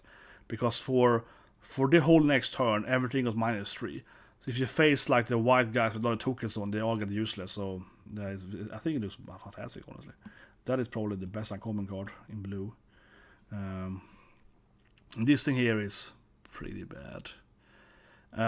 Reviving card from your deck is very powerful onto battlefield, like the white card, right? The 6 mana white card, which is the spaceship thing. But this is like 4 mana to your hand. You have like, obviously zombify it in, but you have like, your black mana, the same thing for 4 mana to battlefield, right? So like, like getting to your hand is for 4 mana is very expensive. But you also, of course, get to also find an artifact, which basically means a space station, right? So it's like okay, but I think it actually is one of the weaker, like 4 mana draw pulls or whatever. It depends, of course. But again, constructed deck is better, right? Because in constructed you have like correct artifact you want to draw. In limited, it's more like you get like an uncommon spacecraft like this one here, and it's like, oh, it's okay, But that's the thing, right? In limited, usually overall, it's like a silent overall, search abilities isn't a good limited, of course, because like drawing is very good, right? Because you get more cards and so on. But searching usually means you have a specific card that you really want to play, right? And that usually isn't that effective because you don't have anything that is massively effective, right? You know what I mean? Because when you play a constructed deck, you have a certain combo. I want to have this and this card and I win, right? But in limited, it's like I guess I get like an artifact that is decent, like this one here. I'm gonna go and get, you know, like a spacecraft that does like something, right? So yeah, it isn't like, oh my god, I got this amazing combo coming. It's more like, I got my uncommon dude, right? It's not that good. But this card is very powerful though. This is a very powerful card as well. It's like a lasso thing. So yeah, it's like a double bump, right? It's a double take up to your hand, double use a mate. It's very expensive though, 6 mana. But this is very, very powerful. This actually is much better than Mouth of Storm. But they're both very powerful. Yeah, they're both, I think blue has very good cards. I'm making another video about later after a few days when I play a few drafts about my favorite colors, because I like to think about more about color, right, and stronger color. But these two uncommon cards are very powerful. Yeah, this thing is like a double up tap, right? That is very strong. You can't afford to tap spacecraft, so it kind of makes it a lot weaker, I guess. Actually, think about it. Yeah, that's the thing though. You cannot up tap spacecraft, and a lot of enemies depend power on spacecrafts, which are the things you want to remove the most though. So it's a little bit like that, yeah. Oh, it's hard, honestly hard to say. Because a double up tap is like extremely high tempo. But it might be struggling maybe if it's like one guy and one spacecraft. But then it also, you know, becomes like a mill flying dude. So even if you only get one guy, and then you power up a bit, you get like a 4/7 fly, which is a big body, and it mills. And milling can sometimes be very dangerous in limited. We only have 40 cards, right? So that might be good. There's another card later, a white-blue card, a golden card then, which mills your life points, which is very powerful, yeah. So if you have those two, if you play a white-blue and this guy as well, yeah, then you might win on mill, right? So that's interesting. It's a counter spell, of course, which is interesting. Like if you hit it, you know, if you hit this on a smaller guy, you get to draw one card. So it's a counter spell. This card I think is really cool. It's like steal a spacecraft. I mean, it's funny, yeah. It's like tractor beam, right? So obviously, yeah. But basically, it's like a blue card when you tap down the creature, right? Interesting enough, though, this you also control it, right? So you're tapping down your guy. You can't attack with it because it's tapped permanently after this goes away. But you can like maybe use their abilities. So this might strong, but overall, I mean, tapping like permanently forcing like freezing, you know, opponent card is like blue removal. So this is still a premium card to pick regardless, right? Because it's like a, you know, I tap your guy, I can tap spacecraft too. So yeah. But for example, yeah, if you tap like the white card, they get everything +1/+1, right? You know, you get it to your side instead, and they also lose their like flying vehicle. So yeah, it's pretty good. And this guy is pretty decent. He's like, you know, ramp for blue, but only for artifacts. But most cards are artifacts, so it's a pretty decent card, definitely. So you can like also use it for double ramping for blue body. Interesting. There's a card in like that in the Tarkir, yeah, played yesterday with that card. So 1/4 flyer then instead. Yeah, the Tarkir card is a 1/4 flyer for 3. This is a 2/4 non-flyer for 3, so that's probably pretty decent for stats wise. But yeah, but here one only gives you -1. This is -2 though, so that is pretty strong though. Yeah, that is pretty strong. It's definitely better than the Takira one, because the flying that one isn't important either. So that's pretty good. And now we have pretty decent. You know, draw 2, discard 1, right? But this ship has no abilities though, so I wouldn't say this is super good. It's like +1 in draw card, that's decent. But the actual flying thing doesn't do anything. It's just it's a flyer, but yeah, no actual abilities on the actual ship except flying, so not that strong. Now we're on the common cards then, bottom blue cards. So yeah, I mean, this card is pretty bad, terrible. You can probably assume that it very easily be a 2/4, right? Because yeah, it's one artifact. But that's what it is, like a flying 2/4 for 3. Decent stats, I guess, for a common card, but doesn't do much. Wouldn't pick that card over anything else, really. Now then, this here I think is a very interesting card. So it's a counter spell, right? But this is very interesting, honestly, this card. I like the design. So you counter their card, and they can pay 2 mana, right? It's a classic basic thing for card spells, right? Like, oh, you would pay 2 mana. But if they do pay 2 mana, you get a lander, which means you get another land. So that's very interesting. And this might be very powerful because sometimes you tend to be stuck on like 2 or 3 lands, right? they usually attack in the beginning because you do your mulligan to get like 2 lands or whatever, and then you sit in the air and then you counter the spell and get land there is actually very useful, right?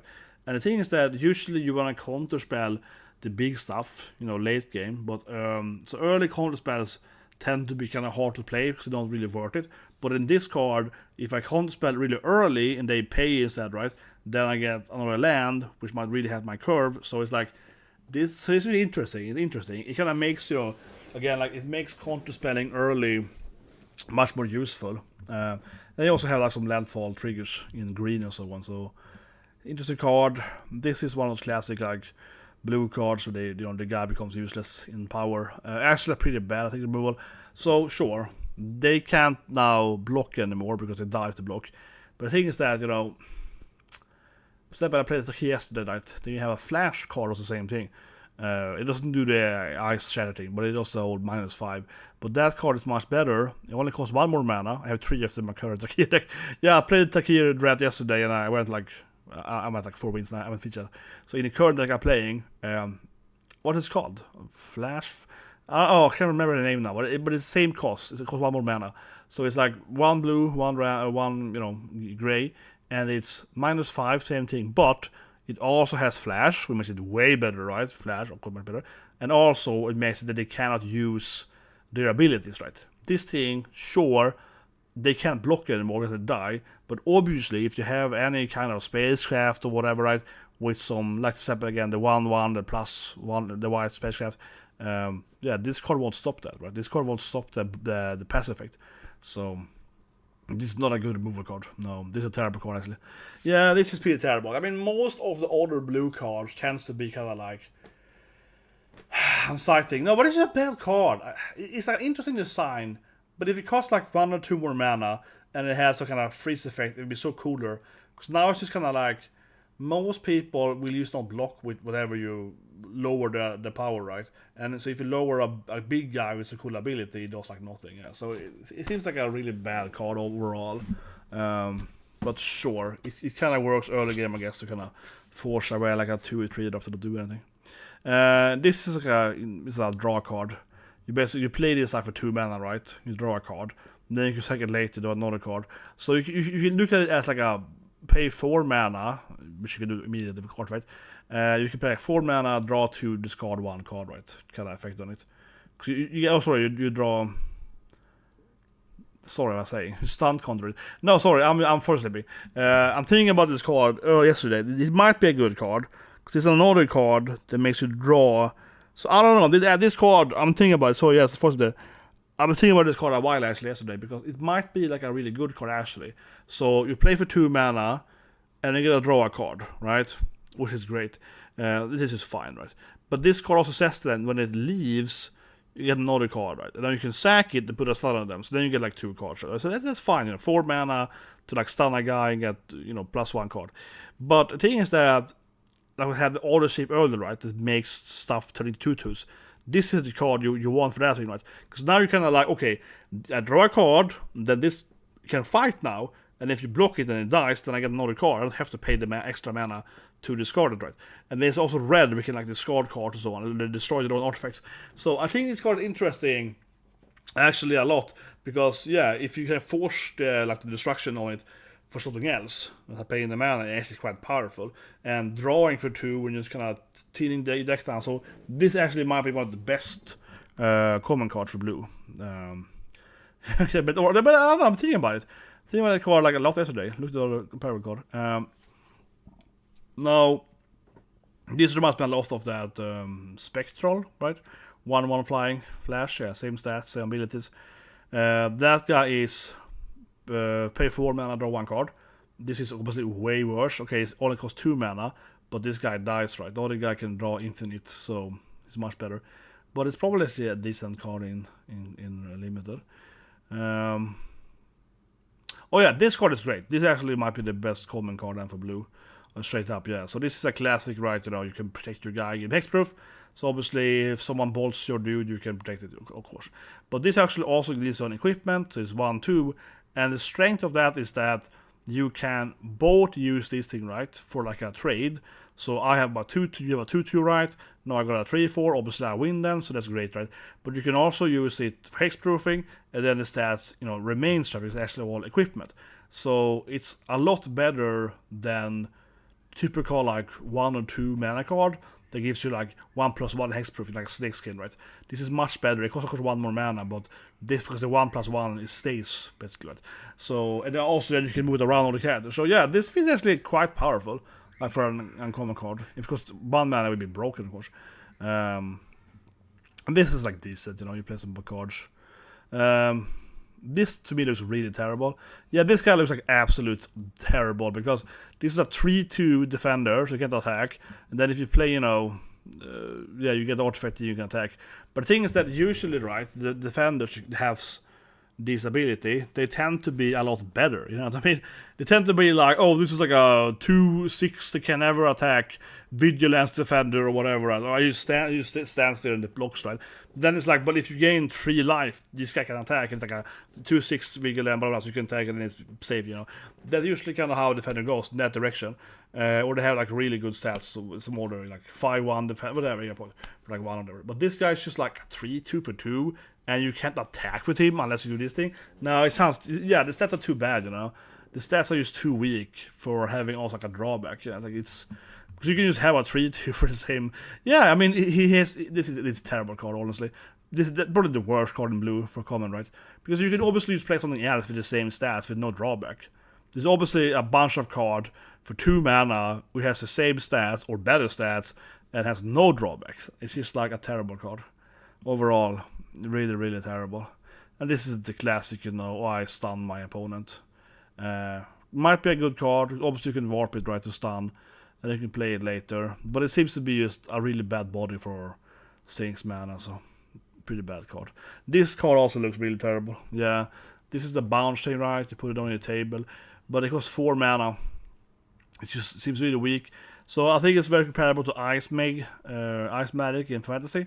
The 4 mana thing is the same thing there, right? So you can pick them on bottom or top. But of course with Ice Magic, you have also the basic Ice Magic for 2 mana, which is just bounce right up on the hand again. And you also had 6 mana. What did the 6 mana thing do? I don't remember. Never used it. Yeah, never used T3 on Blizzaga. Never used that. Yeah, never used that. But whatever. This is obviously much worse than Ice Magic because, again, the 4 mana is basically the same thing, right? Survey is like not worth it at all, of course. So it's like 4 mana for 4 mana, same thing, but also it doesn't have a 2 mana option, right? So yeah, it's worse, way worse. Ice Magic was pretty good. This is like a weak Ice Magic, so no, that's not a good card. Now we have the last few blues here. Mental Modulation. This because 1 has a cost. Oh yeah, this is kind of interesting because it's like a blue mana, right? Draw 1 card and tap their dude, and it's instant. So I actually think this card's pretty. It actually is a pretty decent card because I mean you tend to actually play a lot of blue cards with like draw 1, right? Because you're just gonna have deck thinning, having good tempo. You just wanna like get some effects off, right? And this guy is like, well, if I cast it on them, they tap it down. The problem though is that it only costs 1 mana during your turn, which is kind of like if you play aggressively, right? If it was the opposite, right, then it'd be really good. Yeah, like 1 mana during their turn. So you tap their attacker and you get a card. Now it's like I tap their guy during my turn, so I can attack them instead. Yeah, no, it's pretty bad. Yeah, first when I looked at it, I assumed that it was the opposite order. Yeah. But at first glance, my brain assumed that it was when they're attacking me, right? Then it costs 1 mana, but no, it's opposite. That's not very good. So 2 mana tapping your guy, I punch you in the face at turn 2. It's not very good, right? No, it's pretty bad. The other way would be much better, of course. It would be so much better. I have it now then. When this creature becomes, this guy actually is a pretty cool card. So basically, right, when this team becomes tapped, another guy gets up again, right? So basically what it means is that you have 2 guys, right, for a space station, of course, and you tap them both, obviously. Let's say they're both 3 like a 3 power level, right? So you get 6, point to your space station, right? And then this guy is like up again. He makes the other guy go up, so he goes like this, right? Yeah, so the other guy gets up again, which means that guy can tap again. So you can tap like twice with 1 guy, or of course, if you have a big guy, you can tap him with this guy, and then the big guy gets up again, and he can defend for you, right? So this is definitely one of the better common cards. Absolutely. But it does nothing by itself, and if it tapped up itself again, it would be really good, right? So now it cannot use it on itself, so you have to have another card to use it on, right? That's the massive drawback on it. But this is of course a common card. But if it was like a mythical rare card or rare or whatever, it definitely would have on itself, right? Then it would be like, whatever. So it obviously is not that good, but yeah. And this is like pretty bad, right? When you put maybe, I mean, he's like, you have to sacrifice an artifact.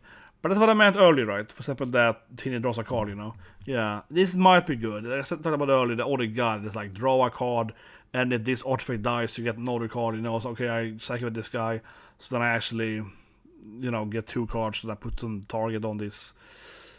It feels pretty bad. It has to, because you need to have the correct board to play this one. Yeah, it needs to be played out in there's 2 more cards on the side. This you have to play out in the correct order. So it seems a little bad. What is it? A flying whale, right? This is like a decent body. 3/5 flyer. You get a surveil. Definitely not worth like the mana, 2 mana to surveil. So nah, that's not worth it. But better than nothing, I guess. And then lastly, Sinister Cryologist. I can't speak. Cryologist, I guess it's called. I don't know what it's called. Whatever. When this creature enters target, creation opponent gets. This is interesting, right? Because the warping actually isn't that bad. So yeah, this is interesting, honestly, because most warps are definitely more expensive than 1 mana, right? Here you can warp for only 1 blue mana, so it actually seems pretty useful. Because it's very easy actually to like force your opponent to lose one of their guys blocking, basically, is to block with it.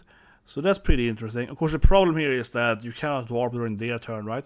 You have to warp during your own turn. So usually this kind of ability will be an instant, right? So you can block and then smack away their power so they can't hurt you, and they lose their guy. You guys are fine.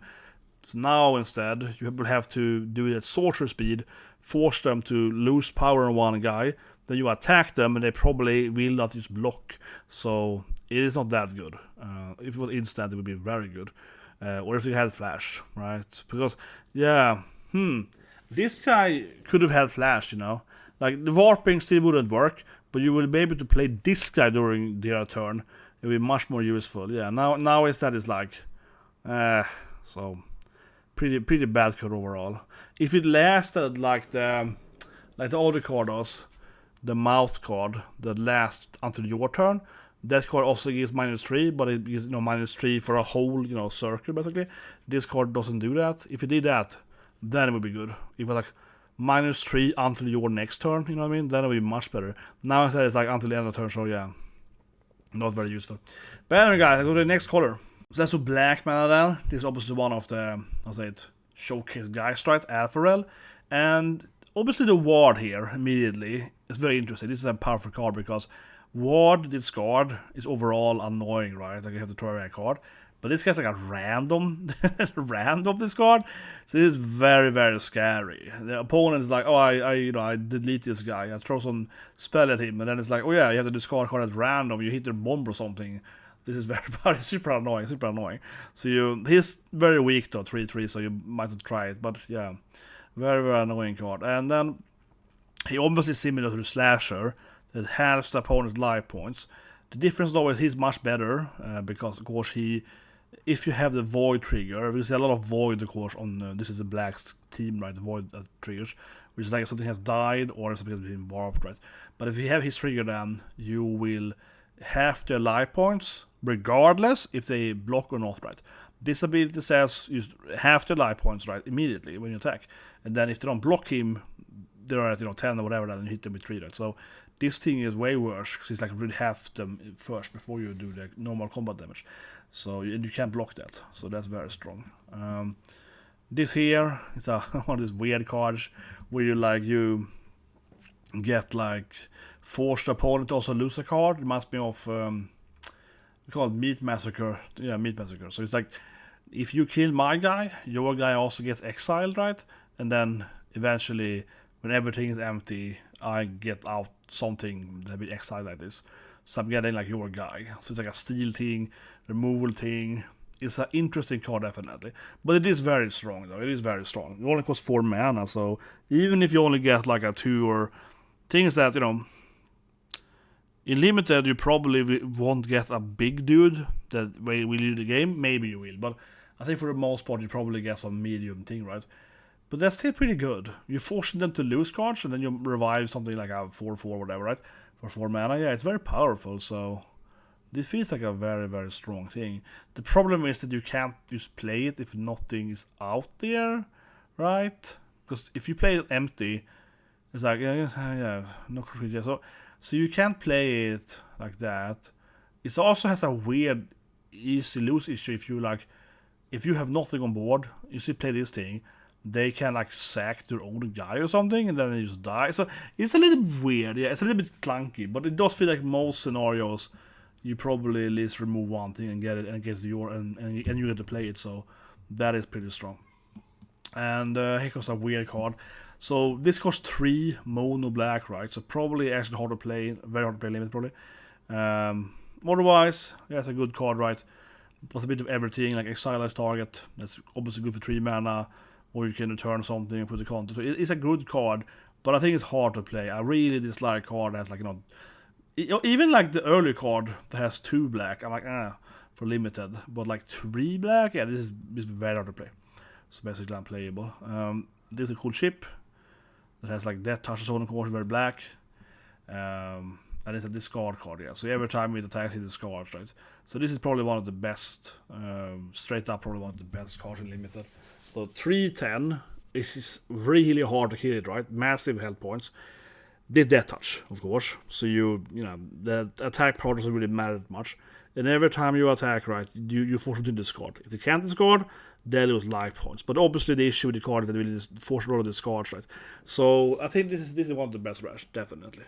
Very hard to kill it with any kind of minions. You have to basically remove it or spell, right? And then it's like, yeah, every time it attacks, you keep discarding. So it's like super annoying.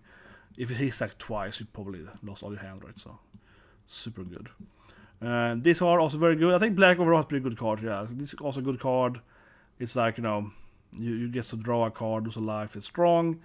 Then if you have the void thing, you also get a little guy. And it has lifelink, one that has a 4/4 body for 4 with lifelink, pretty fine. It feels like it does kind of everything, yeah. This card is a strong card. Like it does everything, yeah. It just has like a lot of different, it has both drawing, it has life, you know, it has creature.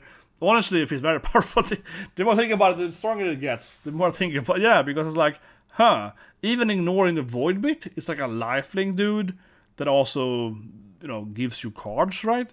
And you lose life when you draw, but you have a lifelink guy, so it's probably fine, right?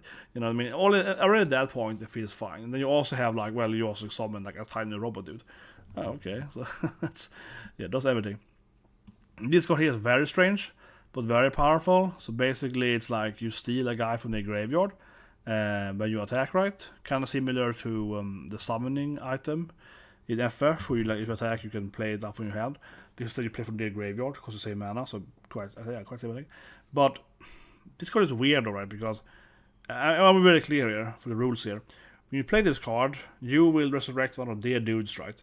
But the void thing is that this thing will die if you don't actually trigger the void, which is kind of bad. However, this is a important part here, right? Is that even if this enchantment is destroyed, you still control the guy. The rules I think are a bit unclear, honestly.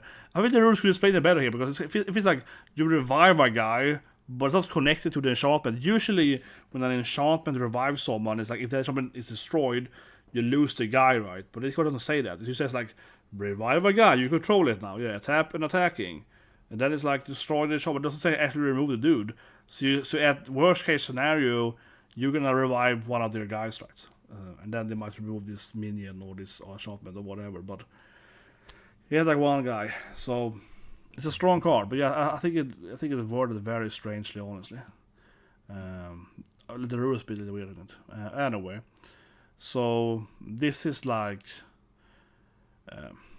this is also a weird card.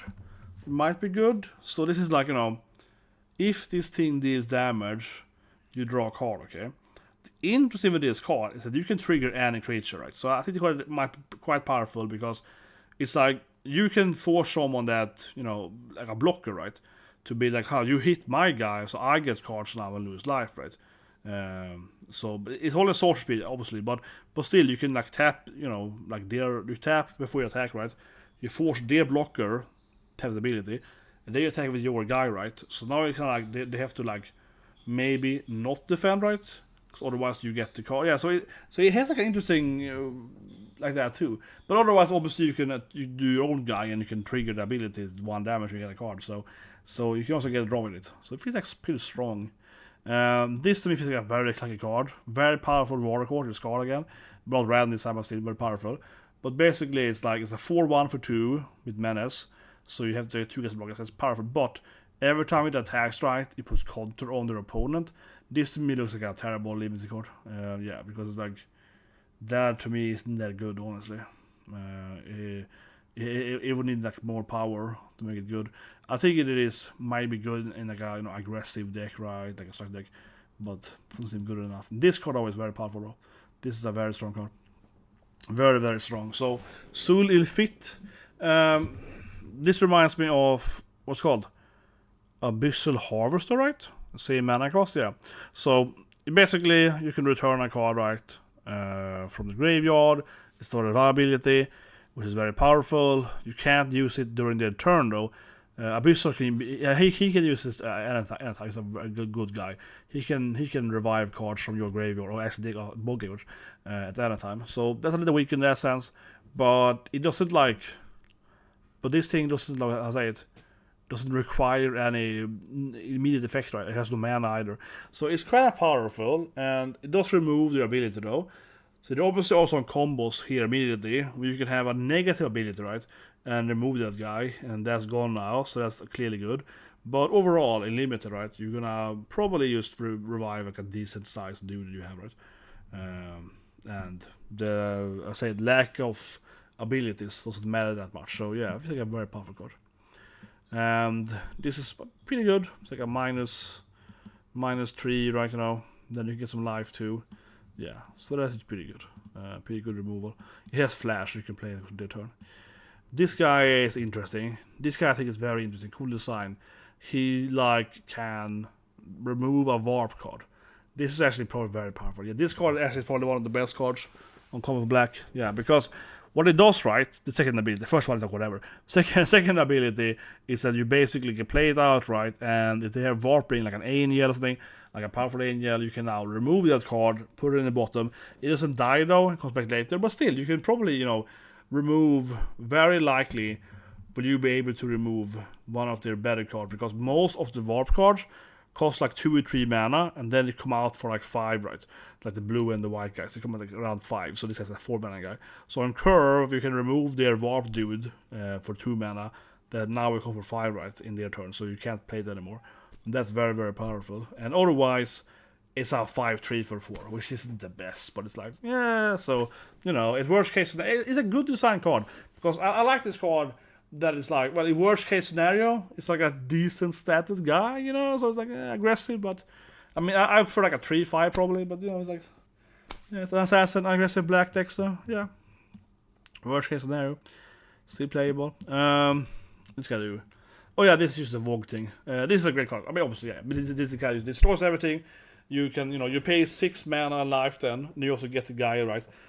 This is the same as Starfall, right? So Starfall, or a best example.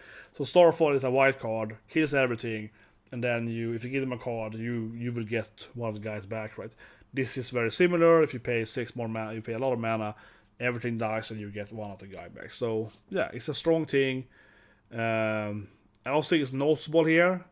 If you X more return, noticeable here, of course, is that you can also pick their guy, right? Yeah. If you pay 6 life and X mana, then you can revive any dude, and that includes any card going to the graveyard, also their graveyard, right? So you can take their biggest guy.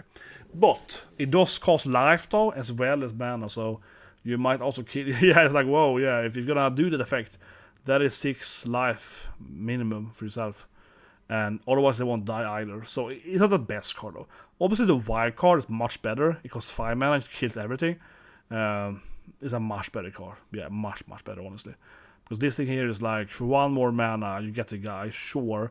But the problem is that if you have a really big dude, you know, it has like 8 or 9 life, right? You will have to, you know, yeah, there's a lot of life points that you will have to like really pay like all your life, right? So anyway, this card I really love. This is actually one of my favorite card, guys, okay? Favorite cards in this set. I'm screaming now, but this I think is the best design card for this set. Is it the best card? No, but I love this card, okay? Because I hate these black guys. I play a lot of black, and it's my Sephiroth intervention. I play a lot of black, right? I play a lot of black. Love the removals. But I really dislike the concept that a lot of black card has, where it's like, if you have damaged this dude, right, you can destroy it, right? You had the card in Final Fantasy, etc. And that card is very hard to play. People that play around that easily, it's hard to trigger it, right? There's the Flash Vampire, slightly better with Flash, hard to play that. This card here is so much better. Great design here on this Faller's Faithful, right? This card instead, you can always destroy it, right? It's like destroy a creature. However, if it wasn't damaged, they get 2 cards. So this means that you can always destroy it. It's not playing around it, right? It's not like, oh, if I never dodged this thing and so on, right? All that's gone. But if you still get it in the correct timing, right? Like a 1-1 hits at 10-10 or whatever, you now then get, you know, the drawback is gone, right? It's so much a better, elegant design. The other thing is so clunky. You have to like force them to lose a life point in a trade usually. And if you don't get a trade off, you can never remove it, right?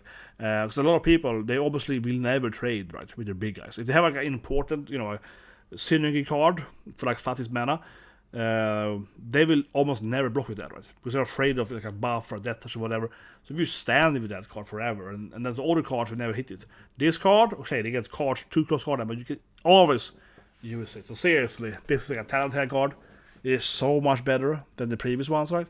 In a similar effect, so yeah, very, very good card. This card is a meal card. I think actually looks pretty terrible. This card actually looks pretty terrible. Compared to the other one, who's very good. No, but this card looks weak. It's like, okay, you're milling yourself, right? You can revive a card. It is fine. But I think the actual body is terrible. It's like a 3/2 for 8 station flying lifelink. That is weak compared to the other stations. So it basically is like revive, you know, yeah, like revive for 3, but not the battlefield. And it's like, I don't know, I guess it's slightly better. It also revives spacecrafts, so you can pick up a spacecraft or think about it. But I don't know, if it's like, I mean, it's playable. Like, I must say it's terrible card. This is like a, you know, a mid card, right? It's still playable, but it feels like, this card is pretty good. Yeah, it's like an artifact. We can put that 3rd one, and then it's like, every time you get a void, right, you get a free attachment. Otherwise, it costs 4 mana. But it feels like the void, because it just costs 1 mana to drop it out, right? You would probably, you play it on curve, of course, obviously. So you play it turn 1 and get it out, and then you probably will at least happen once or twice, right, during the game to get a void, even if you're on warping, right, you know. So this actually feels pretty strong. Now, that being said, though, it only makes you 3/1+, which is good, but it has like no first strike, no life link. It doesn't do anything with the guy. So if it also did something, like if it was like a 1+ first strike, right, it would be much better. Yeah, if it had like a little bit of a good effect there, a life link, a 2+1 life link, something, then it would be much more useful. 3+1 is still useful because they're free equipped, you know. But yeah, it's like, it only makes the guy slightly, the toughness is too weak. If it was 1/3, it would be much better. If it was 1/3, it would be broken. Yeah, that is just typically right. If a very early equipment gives a lot of life points and toughness, then you basically can't remove it, right? So if it was 1/3, it would be like broken. Because then it would be like, how do you equip it to like a 2/2? It's like a 3, you know, 3/5 now. Basically can't get rid of it early game. So that would be much worse. What is this called? Monoist. It's a weird name. Yeah, circuit feeder.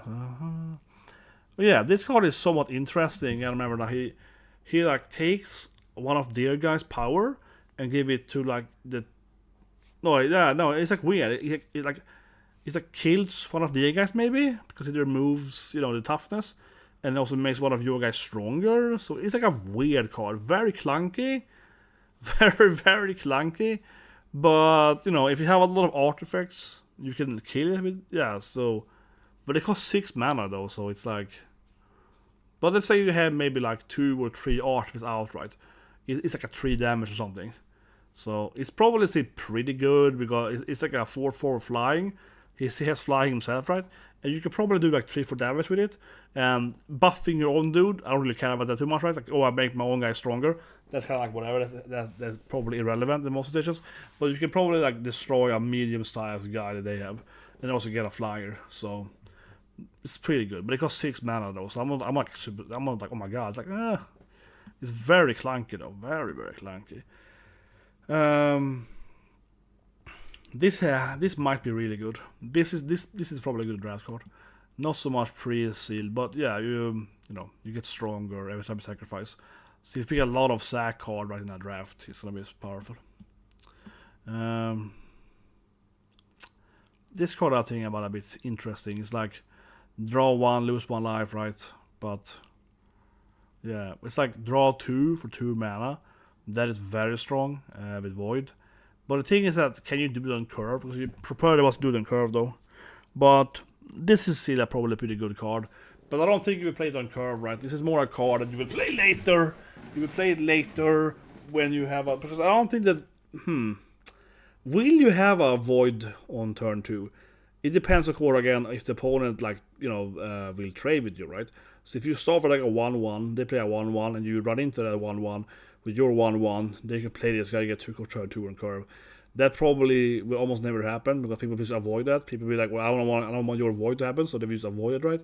So they feel a lot more like late game, you will get this effect in, which makes it pretty good anyway, because like 2 cards for 2 mana. And turn 2, it's like Una card, like Survey, draw 1 card for 2 mana. It's not like terrible. Yeah. So the question for me really is, how good is it turn 2? So I'm thinking about, and I think it's like a decent turn 2 play, right? So, but not the best though, not the best. What do we have now? Monoist, yeah, Defender. This is interesting. You think earlier, it's much better than Defender. Yeah, the old Defender is a 3/2 for 2, right? This guy's a 4/1 Defender. He can never attack, of course, them because he can't lose the Defender. But yeah, this card is really actually pretty annoying because it will definitely block most things right in the beginning. So yeah, this is card. Definitely so.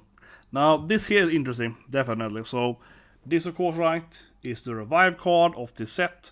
We also have the white card, of course, but yeah. So this is the new black revive card. It only costs 3 mana to revive, which is crazy, right? Even cheaper than Zombify. But it can only revive up to 5 mana, so it's much weaker than like Reawakening and so on, which is like anything and plus stuff on it. So it's definitely limited, of course, but you also get like a lander token. So it is a very strange card. It does a little bit of everything, and you have to sack something for it as well. So he does a little bit of everything, but I still think it's a good card, right? Because if you manage to revive like a 5 with this guy, and you sack some token or some tiny little robot for this thing, then it's probably very valuable. Only 3 mana to get a big guy out then, and you score like a 1/1 for it. So yeah, but definitely weaker than the, for example, Evil Reawakening as well. And oh yeah, this is pretty good. This is basically like the, what's it called? The Black Mage card. Surrounded by Black Mages, is that what it's called? But better. Yeah, this is slightly better, right? Because that card is pretty good. It forces the opponent to sack 1 card, right? Which is strong. But this one is better because it sacks only real, they can't sack a known token. Which means that usually, of course, they will sack, like a 1/1 or a 0/1, right? But here they have to sack the real guy, so that is stronger. That being said, if you only have a token out, this will do nothing. Yeah, but I think that is much better than that card, because you will usually get a real hit on this thing, right? Much more likely to actually get a big guy, and then also it becomes like a 4/3 flying 4/7, which is decent. So I think it's pretty good. This card interesting. It's like a -2 for 1, but it's void and it's -10.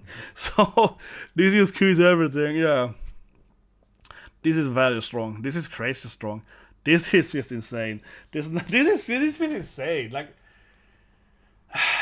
this. What are you thinking? This is insane. I mean, on face value, right? -2 for 1 is like fine.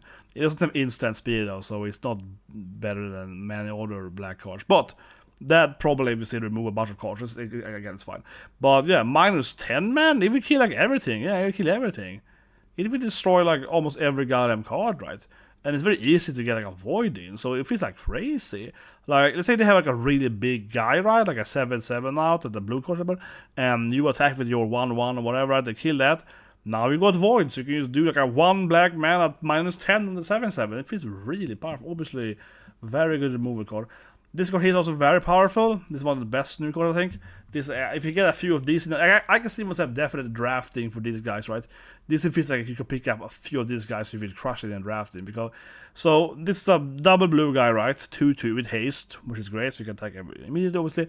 Now this card is very, very interesting. I love this card. This is one of the coolest cards, I think. And again, probably one of the best draft cards. You can pick more of them. So for warp, right? For 1 black warp. And also 2 life or whatever, so you're playing aggressive. So for 1 black, you can hit them in the face because it has haste, right? So you can play it turn 1 on curve, do 2 damage to both players in that case, or whatever. And then next turn, of course, you can play it, again, right? Because you warp it for turn 1, and now it has haste, so you obviously will do 2 more damage. So you already done like 4 damage to them, and then when it dies, you can warp it from the graveyard, because this is one of these weird cards you can like re-warp it, right? It's the only guy in the game that you can warp it from the graveyard. If I'm not wrong here, this is a unique ability for this guy, Timeline Color. He can be warped from the graveyard. Now from the graveyard, you can obviously his haste, you can do it again, right? And then you can play him from the exile and so on. So this guy never leaves, he circles around, right? Super annoying. And you can obviously sack him as well, right? And so on. And you can play him from the graveyard. So this card feels like crazy. Sure, it costs life to pay him from the graveyard though. But yeah, this is the best uncommon card for black. It's super strong. And like I said earlier, when you draft the of course, if I'm playing like an aggressive black deck, right, and this card appears, you might be able to pick up, 2-3 of them, right, in a draft, maybe more. In a draft, you can sometimes get several of the same uncommon card, depending on, who is next to you and so forth, right? It really depends. But, yeah, this is one of those cards. It's not uncommon, right? It feels like a rare card. Yeah, but it's an uncommon card, so you can easily have 2-3 of them in the draft easily, and then that's very strong, very, very strong. So yeah, one of the best. This of course is that 1 life, 1 team, right? Yeah, this is just like the vampire guys in all the sets. But he can be warped too, I guess, but yeah. Really decent. This is basically a reprint but with warping. Yeah, because there is like so many of these cards, right? That like if one guy dies, I drain 1 life, +1/+1. Yeah, this is it before. It's like whatever. What is this thing then? Yeah, just like you can sacrifice stuff so you can surveil. Doesn't feel very useful, honestly. No, because it's like bad body. But anyway, I think this guy's is pretty good. Yeah, this guy's pretty good. 5/4 for 5. Not the best body, but it's fine. This is a void guy. Unlike some other void guys, some void thing is like it happens once, right? This guy is like, as long as something dies on some side, you get a card, yeah. So he's pretty high powerful, and you can obviously play him out after your combat phase, and then because it's in your end phase, your void, and then you can get your card, right? So, this is the whole Among Us reference, right? Yeah, it's just destroy a creature. This is a strong card though, because you can. 4 mana destroy is kind of standard, right, in most colors, and you can convoke so you can get it cheaper out, like a betrayal scene. So that's a pretty good card. Now you get the common cards. This is pretty cool. This I think is like a cool card. Yeah, so you can like buff your guy, and then you get like indestructible and +2, and it's really cheap then, only 1 black, right, if it's on your guy, if you're defending instead of attacking. So it's a pretty cool card. This card looks terrible. Isn't it going to be terrible? 2/3 with lifelink is decent, but like sacking something to make my 4/3, it seems really terrible. Yeah, with the common combo, it seems really terrible. Definitely not worth it. This card I think is actually pretty strong. It must have the rat right in the last set. So it's like a 2 damage 2 guy, but if it dies you get the land token. Definitely feels like a very powerful card, honestly. I'm thinking about in like a non-mono. In mono black is terrible, right? But thinking about especially playing green, right? So you play like green black, I think let's think about it, the rat, because the Zero rat was similar, right? When they died, you got a trash token, so you can use that to get the mana, right, on the color. This thing is like land instead, so you can get the mountain or the forest or whatever. So yeah, this feels like a strong card, because you obviously will help you play the other colors easier. So it's a pretty good common card. This here seems like terrible. Yeah, it's like draw 2. I mean, it's fine, but the thing is that the void thing here is like this seems like a bad card, because I mean, drawing 2 card is fine for 3 mana, but it's like, oh, if you void, they lose 2 life instead. Like, who cares? That's so insignificant. Yeah, like whatever. It feels so whatever, honestly. This is interesting. This is an interesting card. Target -3 attack. If they have 0, they die. So this is interesting. It can make you trade, right? It can help you trade stuff sometimes, but also sometimes it's just a death thing. So yeah, it's like a decent removal. It's not very good though, but it's decent. This thing is a classic, you know, sack a guy, kill a guy. So this is good for just 1 black. Right? So we've seen other sets too. It's straight up classic black removal. It's like kill one of your guys, kill one of their guys. Somewhat decent card, you know. This is pretty okay. It's kind of like the Drake in the last set. It's like a 2/1 flyer, and you get another guy later. That one you get that guy immediately, but that guy is smaller than 2/2, so yeah, it's okay. Yeah, this is just a classic black removal, right? As I said earlier, they could have Convoke, the Among Us card, yeah, because this is like the same thing, right? But you can't Convoke it, so decent card, definitely playable, of course. Actually, not that good card. I think these cards are kind of overrated.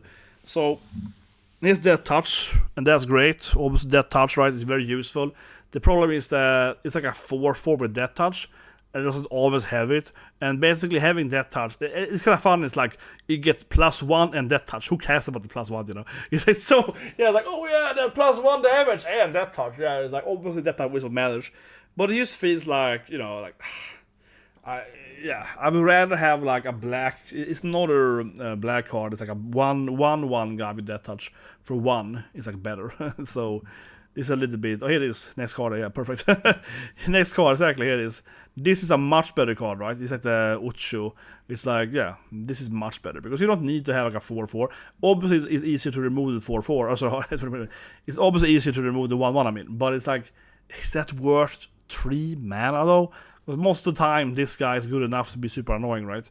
So, no, I'd rather have this card in the deck for tempo, right? Play it on turn 1 and force them to do some weird trade or whatever, you know what I mean? That's much better than the 4/4. And also, again, the 4/4, or the 3/4 rather than, it's not always a 4/4. He needs to have the artifact too, which he probably will have, but still, you need to have the ability, right? So, this looks terrible. A 2/2 for 3. And then it gets slightly stronger if you have voided. So it's just a 3/3. Because, I mean, a 2/2 for 3 is terrible, right?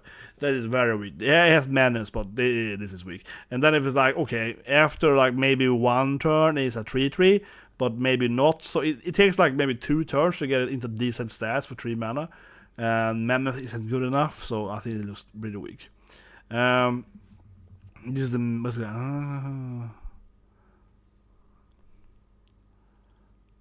Oh yeah, this is like the Vincent limit break. This is weird, yeah, this is very strange. This card, actually, I think is pretty terrible. It might look good at first glance, because it's like, oh, it's like the Vincent limit break.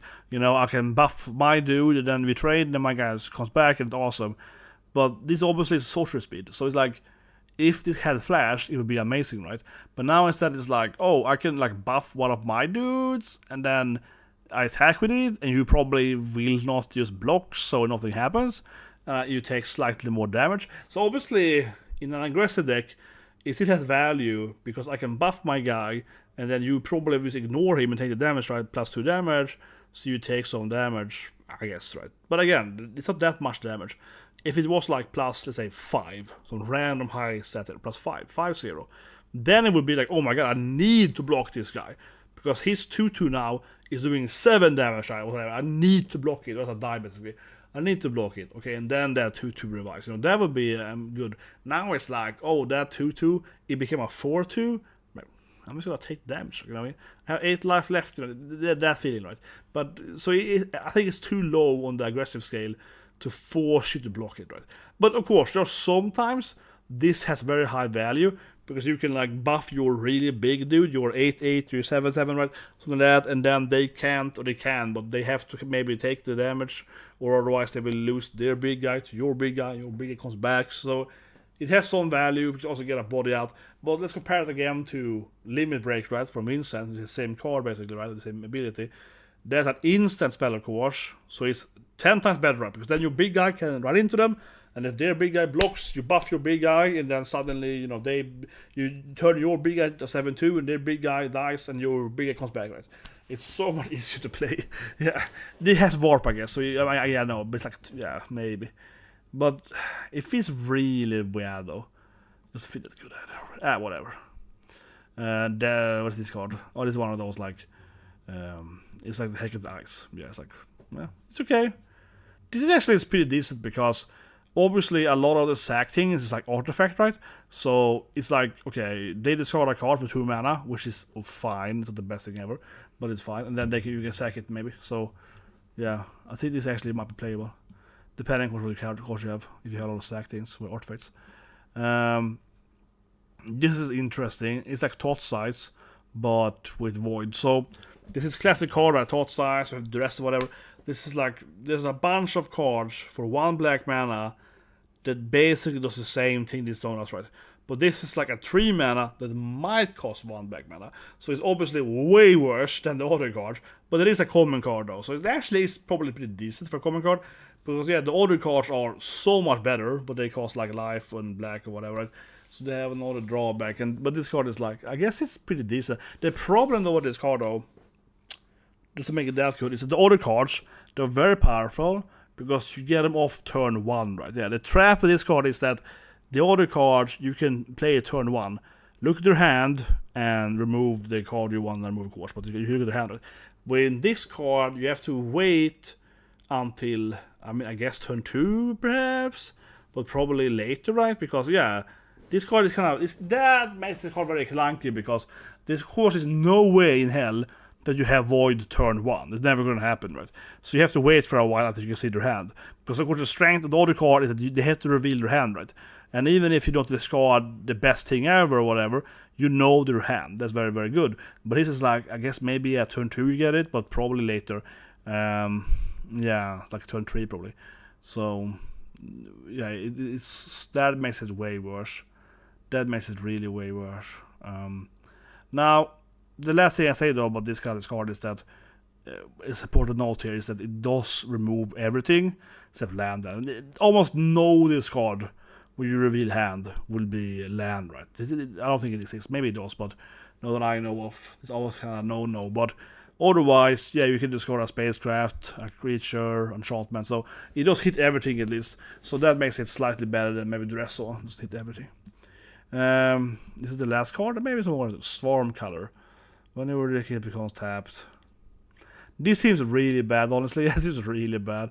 I saw about that, yeah, you can maybe like sack the virus or whatever, right? The virus beetle. But still, you will tap it with a space station, which is fine, I guess, and then you draw a card. But it's like you need something to tap, you need something to discard, yeah. So you need. It feels very clunky because that means you have another guy you can kill.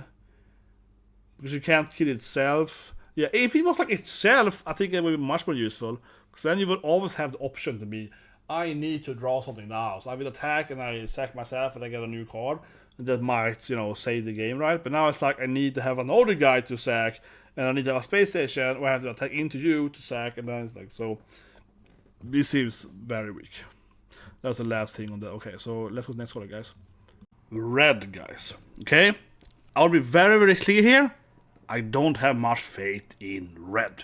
I actually tend to really enjoy playing red. I'm very much a Boros player in Prerelease Limited, right? And long back in the days, Turtle Ravenaka, I did of course play Boros. So in that pre-release, if you picked your guild right, I think you got 3 boosters from your color and 3 normal random boosters. So you got like a bunch of red, white cards at the Boros thing, right?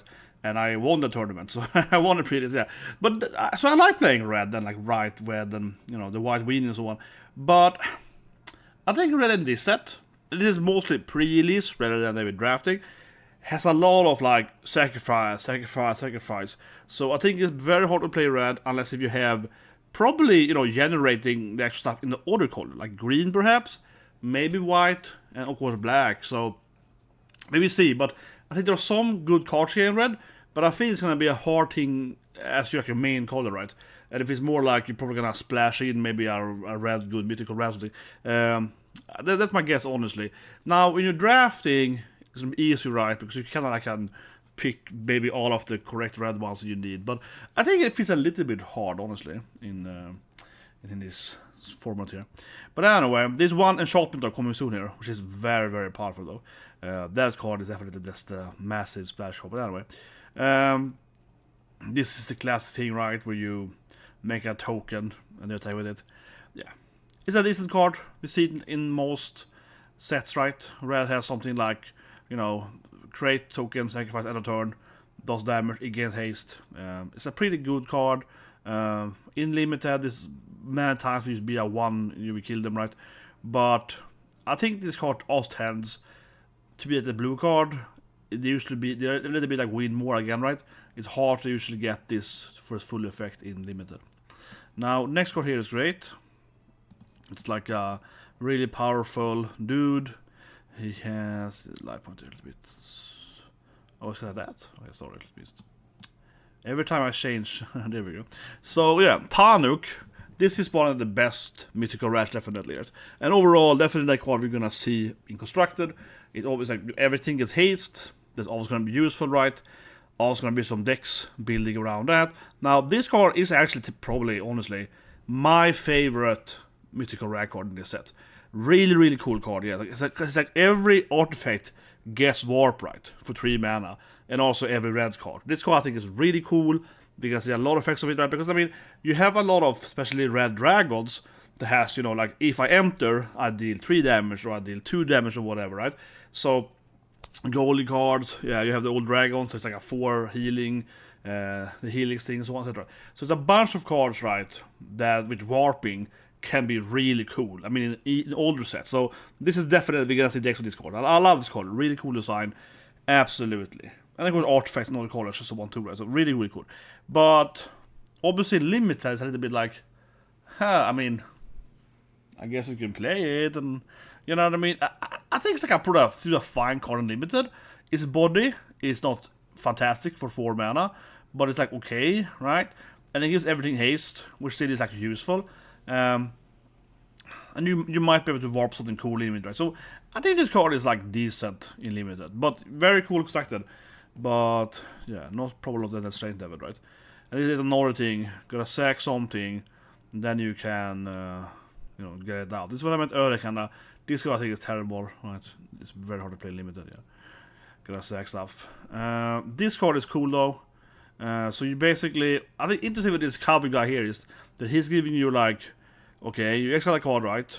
You can play it, but he's not like Brunhilde, the card in Fantasy, where you like you draw a card and you exile it, but then if this creature dies, they decided, right, you can't play it anymore. And this card instead is like, if this guy dies, you can't play it anymore, but if you have an order recover later, you can then play it. So it's slightly kind of avoiding the issue that a lot of these like pull exile out of back in card has, right? So that makes it kind of interesting, and it's actually is pretty playable then for on 2 mana with the warp, right? Because it basically is like a draw a card, and you can play it later when this guy comes out, you know, the next turn, right? So or later in the game. So it's interesting. It's definitely interesting, and this also of course might be land, right? So if you play it warp 2, you get a land out, and then turn 3 you play this guy, you will now be able to just play that land for free, basically, right? So it's basically a +1 draw card. So this is a cool card, definitely strong. Now here comes the enchantment that is just pain for all, and this is probably the best enchantment in this set. It's really fantastic. It's a really, really crazy card, right? So first of all, you enchant your dude, and then it bolts the enemy, right? So this is like the typical, you know, deal damage based on your power and not the enemy. This usually means that it's like a removal card, right? You will often kill one of the guy with your guys. It only costs 3 mana, so it's not overly expensive. But what makes it really interesting, of course, is that later, right, when this is dealt damage, they take the damage, right? They doesn't have to die, okay? So that's really powerful. That alone is really powerful, right? Because, again, normally, I would say that these effects, right, are kind of like, if the creature dies, the other player takes, let's say, 3 damage. But in this case, it's like, no, they have to actually take the damage, and whatever happens. So if you buff like a 4/4, right, it shoots their 4/4, they attack with it, and they block that with a 3/3, they will take 3 damage anyway, and your 4/4 is still fine, right? The chop doesn't go away and so on. So there's a lot of that. Later on, it's also like an AoE attack. It's like a deal 2 damage, everything with red. So you can play this thing, and next turn you play 2 and everything, right? Your guy survives, they take 2 damage more, and then you can still trade with it and so on. So it has a lot of weird, like, applications like that, right? Like, a lot of weird applications. And of course, you can also put it on their guys, right? Perhaps, I mean, not the normal limited, but not the normal limited. You have to play one of your guys, but this can definitely be played around. Then you might have some weird combos. So I think it's a cool card in constructed, but as well. But yeah, overall, it's a good card because late game you can, like, you know, bolt their big guy with your big guy, which is like a good removal, and then they can't really like trade into your big guy. Because they need another big guy, right? They will take like 8-7 damage or whatever, so they'll die. So, yeah, I think this is the best red card, easily. I would say easily best red card. And then we have a dragon. I think it's pretty fine. Yeah, this guy is definitely pretty fine. I mean, it's a 4/5 flying haste, right?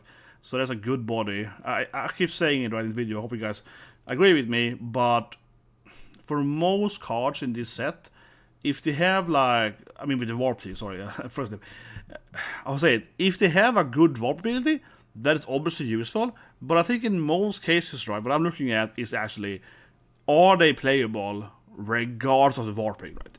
And a 4/5 flying haste for 5 is definitely playable in limited. That's a great card stat, right? Talked about earlier, 4/5 flying angel, yeah, haste instead of lifelink. I mean, that's a powerful 5 guy, right? This is a good card, just without all the warping and so on, right? Then, you're also getting these, like, deal 1 damage, okay?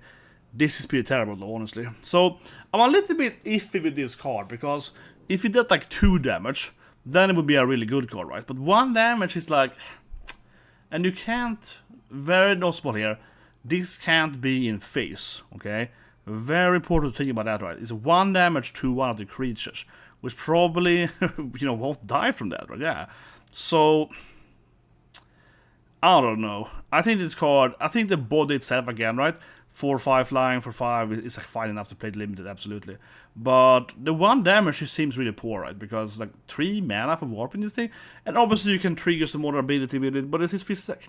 Man, that's a really terrible warp for that ability. That being said, obviously, I'll be very clear here, so forget about that. When you warp it, right, it has haste. Just like the black guy, so you can still punch him in the face with it. So it's more like you warp this guy for 3, right? And you fly in, you did 4 damage for 3 mana, which is fine, and then you can play it later for 5 mana and fly in again, right? So, yeah, the warping haste thing is very, very potent. But it's like the whole 1 damage thing to me is kind of pointless. It seems like it's very unlikely. There's like one situation where this 1 damage thing is useful, I think. And that's probably if they have like a really tiny flyer, right? So they got like a 1/1 or a 2/1 flyer out, and you don't want to be blocked by that, of course, with your 4/5 haste. So you play it out, you kill their like a tiny flyer bird thing, and then you fly into them.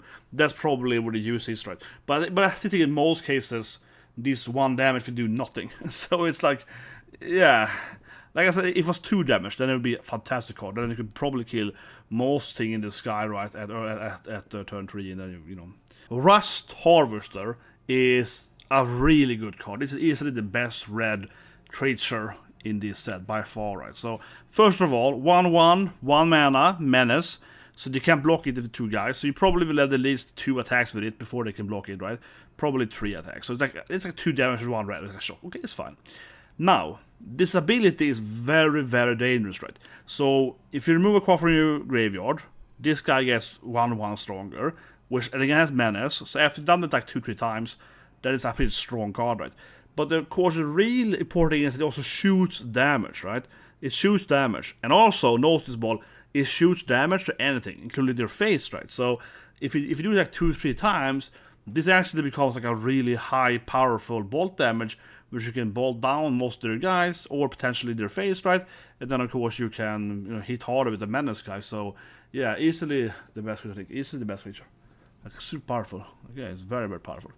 Next thing, this is just kill everything, right? Haste up everything, yeah. Let me put all cards. I mean, this is again typical red. You will have, it's probably pretty fine in limited if you have one of them, This is the card you can play as a final reach attack. I call it reaching, right? The Hearthstone 2, where you have like, I can pay like 7-8 mana, just do like 5 damage in your face and hopefully I win, It's like a fireball, right? In like Hearthstone. You can throw it in their face, hopefully they die from it. So it's a pretty decent card. But I think, again, these cards are, I tend to think these red cards are not that good in limited because they're too hard to get off the full effect of. But yeah, it's like a typical reach card, which is pretty fine. Now, this is a much better card. This is a bolt, of course, right? So it enters, you shoot your guy, only costs 3 mana, pretty cheap removal, and then it can turn into a 4/3 flying for only 6. So this is a high value card, right? Because you remove your guy, and you get a decent flyer. So yeah, I think this is a good card. But not that complicated though. This is bolt, right? This is the lightning bolt. This is very similar, of course. You do 3 damage. The other one is based around, on board. This is 3 damage instead. And likewise, it becomes a flyer and you can buff it up. So, slightly worse. It also costs more to station it. But yeah, it got the classic fire breath ability, right? Where you can pay a little mana and then it gets stronger. So it's a 1/5 flyer, but you play it at turn 5 and then you have to station it. So you probably have like maybe 6 mana when you turn it into its station. Maybe 5, but probably 6 mana. So you can do it, 3 times and get it out. Yeah, so that's a pretty strong card also. Actually, probably a very strong card in limited. This is a decent removal card. Like you just remove it, right? And you deal double damage to flyers. Honestly, it seems kind of weird. The other thing would be better. Yeah, because, I mean, this is like they hit themselves, right? Based on their power versus toughness. And almost all flyers tend to have, most flyers tend to have obviously higher attack power. But that being said, though, actually the Angels, both of them are like 4/5, and the Dragons are 4/5 too. So this is actually good in that sense. It's good as 8, but yeah, it's a good removal card. Absolutely. It's a typical removal dude, right? So that's pretty fine. This here is a card, but I think it's unplayable in limited. So basically, right, you say every time something enters, you get a 2 damage artifact. But the thing is, of course, you can't use it. So you will need to have a card that can trigger a sacrifice, which a lot of red team can do though. But this is very strange. This is a very strange card for limited. You basically will need to have the correct order card try to do it, and it seems really weird. It seems really weird, honestly. But I guess it's good on curve in the correct deck, I suppose. But yeah, it seems very limiting. Like, full bore. This is the new, trample buff dude. This definitely is a lot of playing constructed. Yeah, they used removed what's it called? Monstrous Rage, right? Yeah, that's what it's called. Yeah. Very similar, of course. 3/2, right? Yeah, and if you warp something, it gets trampled instead. Obviously fits very good with the dragon, right? And a 4/5 dragon with haste. Then you can warp the dragon, and you can buff it at full bore. It becomes 7 damage guy with haste, and also gets trample. So yeah, haste that gets trample. I mean, so yeah, it's a good card. It's a good card, definitely a good card. And this also a good card. It's quite a sizable flyer, right? 6/5 flyer. But what's noticeable with this ship is that it's probably the lowest station in the whole game. I think so, correct me if I'm wrong, but it only has 3+ in station to be functional. The other things might have different parts of a station, but I think this is the only one that is only +3, then you can fight immediately. So what it means is that turn 6, right, you will very likely be able to play it out, then immediately make it into a creature, and then you can attack with it, so the haste, right, and the flying. So this is actually a very strong card, 6/5. I probably think this is the best uncommon card, honestly. Yeah, because I mean, I think not always, of course, and it is not a good top deck when you're out of cards, right? But I think in most situations in limited, both arena and so on, you have a situation, right, where Like you probably have at least one guy out there, it's like a 3 or a 4 drop, maybe stronger. So on curve, it basically in most games will always be a 6/5 flyer, almost always, right? So yeah, it feels very strong. It's because it has a cheap station ability, and this is like a decent, and it's a decent removal, you know. It's like 5 damage to spacecraft, like for example that you saw. Yeah, decent removal. Otherwise, it's not that good. Like 3. Yeah, this card is kind of weird. It's not fantastic because I mean, it's either like a bad bolt strike, like 3 damage or 2 mana, but you can't hit face, so it's a bad lightning bolt, or it's like a slightly stronger 5 damage. Is fine, right? But it has to be a spacecraft, so I'm not super sold on it. But it's still a removal card for 2 mana, though, so still playable in, of course, limited. Now we got. This guy is probably fine. The warp thing probably will be almost useless. Yeah, this warp is definitely almost never worth it, right? Like +1 in forever on for 2 mana. This is very unlikely to be useful in limited. But he's like a 4/3 for 4 that makes everyone stronger, so I think that has some use for it. Now this is a very good card. This is one of the few, of course, like cheaper AoEs, right? Air effects. So it deals 2 damage to everyone. But you have to sacrifice an artifact, right? So it fits together with that, like, the munition thing, like +2 damage, right? That's what I meant earlier, because there is definitely an issue with these kind of cards here, if you don't have enough side to sacrifice, right? Now, this card is interesting, right? Because you sacrifice an artifact, you deal 2 damage to everyone, and you get this lander token, right? So what you can do here is that, like I said, if you can sacrifice the munition instead, you will deal 2 damage to them and you will keep that token, right? Your land token you get here is left there. So this is a very good card because in worst case scenario, you will have to sacrifice your lander, you deal 2 damage to everyone, but that's still a great card, instant in red, right? So even if you will have to sacrifice, you know, the lander, it's still worth it, right? You know, if you use 2 damage in almost every situation, and you can like trade it and AoE and so on during the turn. So yeah, I mean, this is a good card even without the sack thing. But if you can sack it, yeah, then it's very powerful. So this is like an 8 out of 10 card, and it's a 10 out of 10 if you can do it correctly, right? If you have the correct card. This is also a pretty strong 1-drop here, because it hits immediately, and how to say, if you don't have anything to play right, turn 2, you can still pay these 2 mana to get another 2/2 out to do more damage, because it spawns and it's attacking, right? It's like the mobilized thing, some instinct. So yeah, I think this is a decent card. I mean, you know, if you don't have a good tempo play otherwise. But that being said, though, I mean, I would much of course rather play out a 2-drop, right? That will stay on the board for actual board control than do like 2 damage, 2 mana.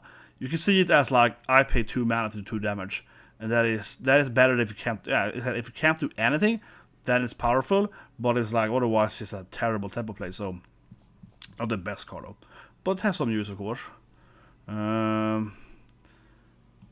What's this card?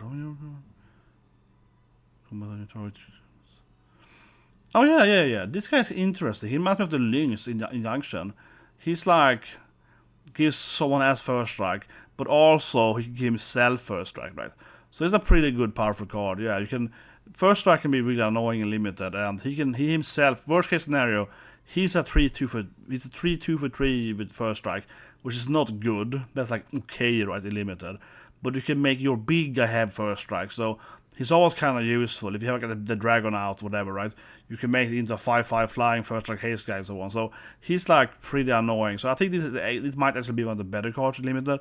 You can have a few of these guys. Very good for the other creatures. And this is a weird card, definitely. Very strange card. I would say this card is very weak, unless you play green probably. Because yeah, it's Chocobo T, right? Better Chocobo. +2 for landfall. 0/4 for 2 mana. It's like a better Chocobo, but you need to of course play the landfall. Now it's a pretty bad card. You have to have a lot of landers or something. This card now again. Oh yeah, this card, you copy it. It's interesting. Yeah, it's an interesting card.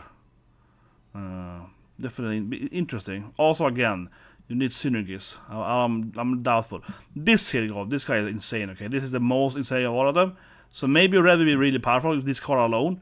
This card here is super sick, okay? This is definitely the best uncommon card. Yeah, the best red card, the 1/1 with Menace, definitely the best rare card. But this guy is, and yeah, for the creature. And this guy definitely the best uncommon creature. This guy is crazy! I think I sip here of my beautiful wine here. This guy is insane. This guy's crazy good. This card is broken, man. Oh, what were they thinking, right? So, seriously. This guy, right? Again, I keep saying it, worst case scenario. Probably actually best case scenario, I think. The most limited. But worst case scenario, right? This is a 4/3 for 2 mana. That's really powerful. That's massive. Most cards in the set doesn't have this for 3 mana, yeah. 4/3 for 2 mana. That is crazy, guys. Crazy. And then, of course, or you get not 1 but 2 land tokens. You get 2 lands, right? Just to pay for mana, but that's it. That's crazy. I mean, again, most people, right, will probably be really afraid of having to fight a 4/3 so early and take all the damage. They will probably give you the land tokens, right? So in most scenarios, you probably get a 2/1 and 2 landers. But that means that if you have a bad hand, right, so you have only 2 lands in your hand, turn 3, then you can tap that immediately, right? Get the 3rd land, get the 4th land. So this guy, he's an amazing card if you have bad, a hand, so to speak, right? Plus him, then of course, doing a good thing.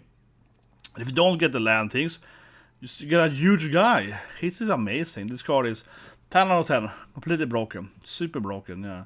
And he's so good in Limited. Amazing card. And this is the, take over a card, yeah. It's interesting because if you take over a spacecraft, it also gains 10 stacks, so it gets stronger. So, but it's a classic 3 mana take over a guy for the opponent, yeah. Basically. And this might be pretty good, because it's like 3 damage to the opponent is terrible, but the other ability might be really useful to like destroy all enemies' artifacts.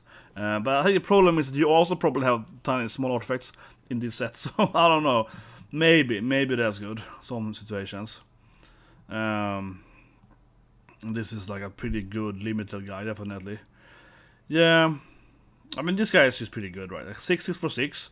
This is that good reach, so yeah, decent dude, right? Then you get to play some more cards with landfall. This is definitely one of the better cards for limited. Let's get a win.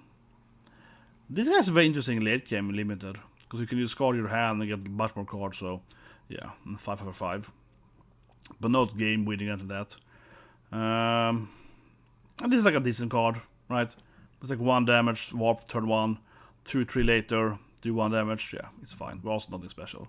Nothing really interesting. Now we got the common cards. Yeah, now we have the common cards here. So I think we're gonna see a lot of issues now with red, though. I think they are pretty weak, right?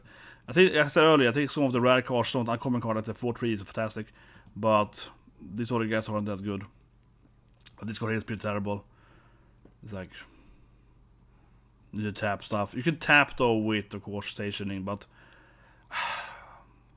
he only gets +1/+1, And he doesn't buff the other guy either, so he's a pretty bad card for his mana cost. This is actually probably the more interesting common card, because destroying an artifact means space station. So this is a very good removal, or you can buff your own. So this is a good card. This is a good card, definitely.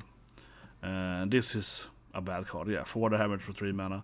It's a removal, but I mean that's a very, very, very, as I said, badly curved removal, right? And this guy is just a decent limited guy. 4/5 for each. Yeah, this card is like fine, right? 4/5 for each. That's fine. Power creature control gets. This one is decent. Pretty common, right? You have a red card that can give other cards in your. Do you play out haste, right? So it's like, yeah, pretty decent card. This guy feels very expensive. What it does. So he's like costs 4 mana, so 4/3 with menace. He gives you a land token. If he's just too late for this thing, I'd rather have him cheaper with lower stats than a land token early, right? So yeah, kinda meh, honestly.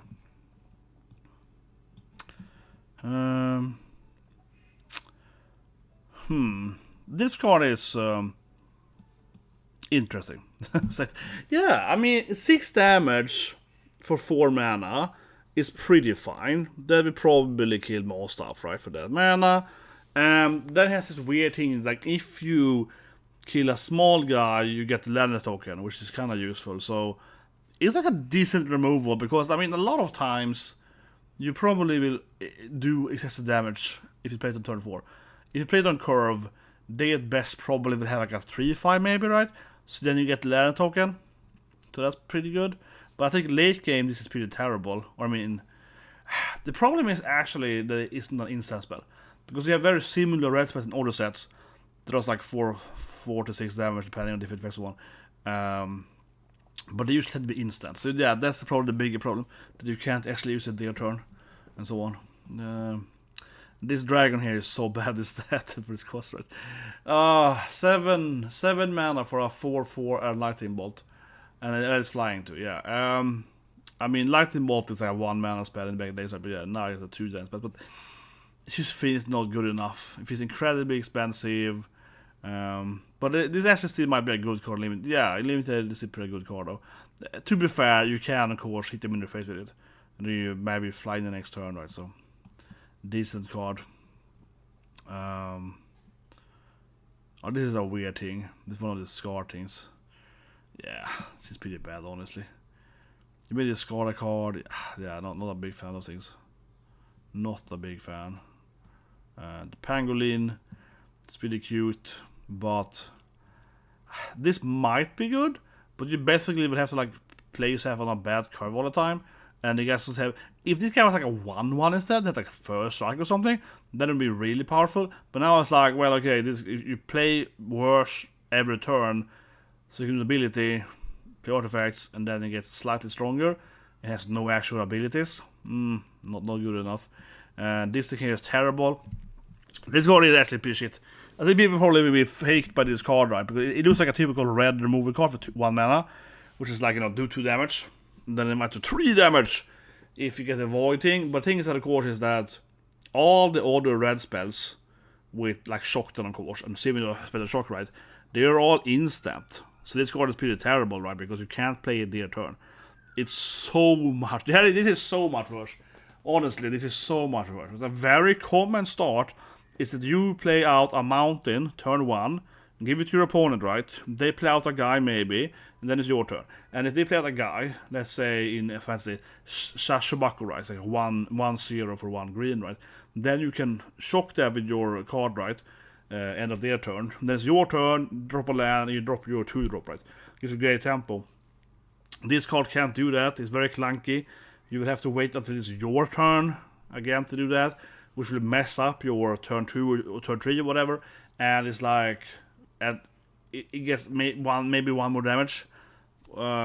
Which sure it's not like unplayable, because it still is like potentially 3 damage removal card, right? But yeah, being sorcery is just really bad for all tempo stuff. I guess the strength of it is that you play it more late game. You warp something, and then you also do 3 damage for 1 red in something.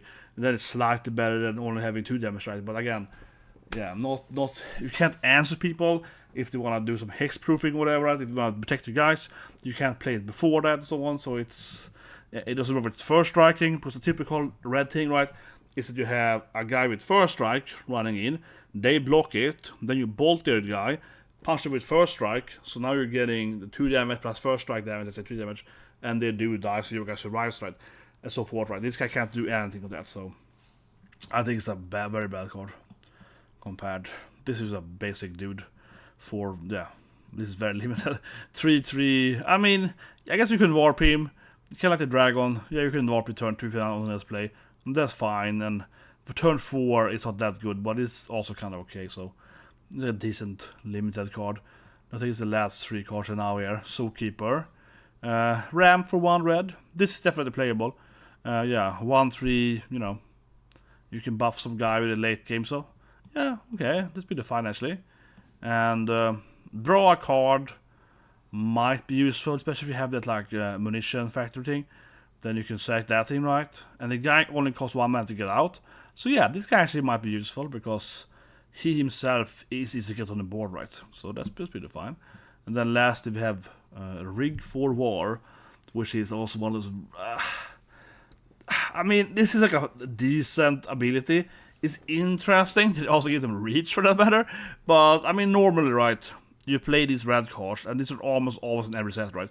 It's like 1 or 2 mana, get first strike, and extra damage. So obviously, this card works in the sense that you attack them, they block your guy, and then you buff your guy and get first strike, right?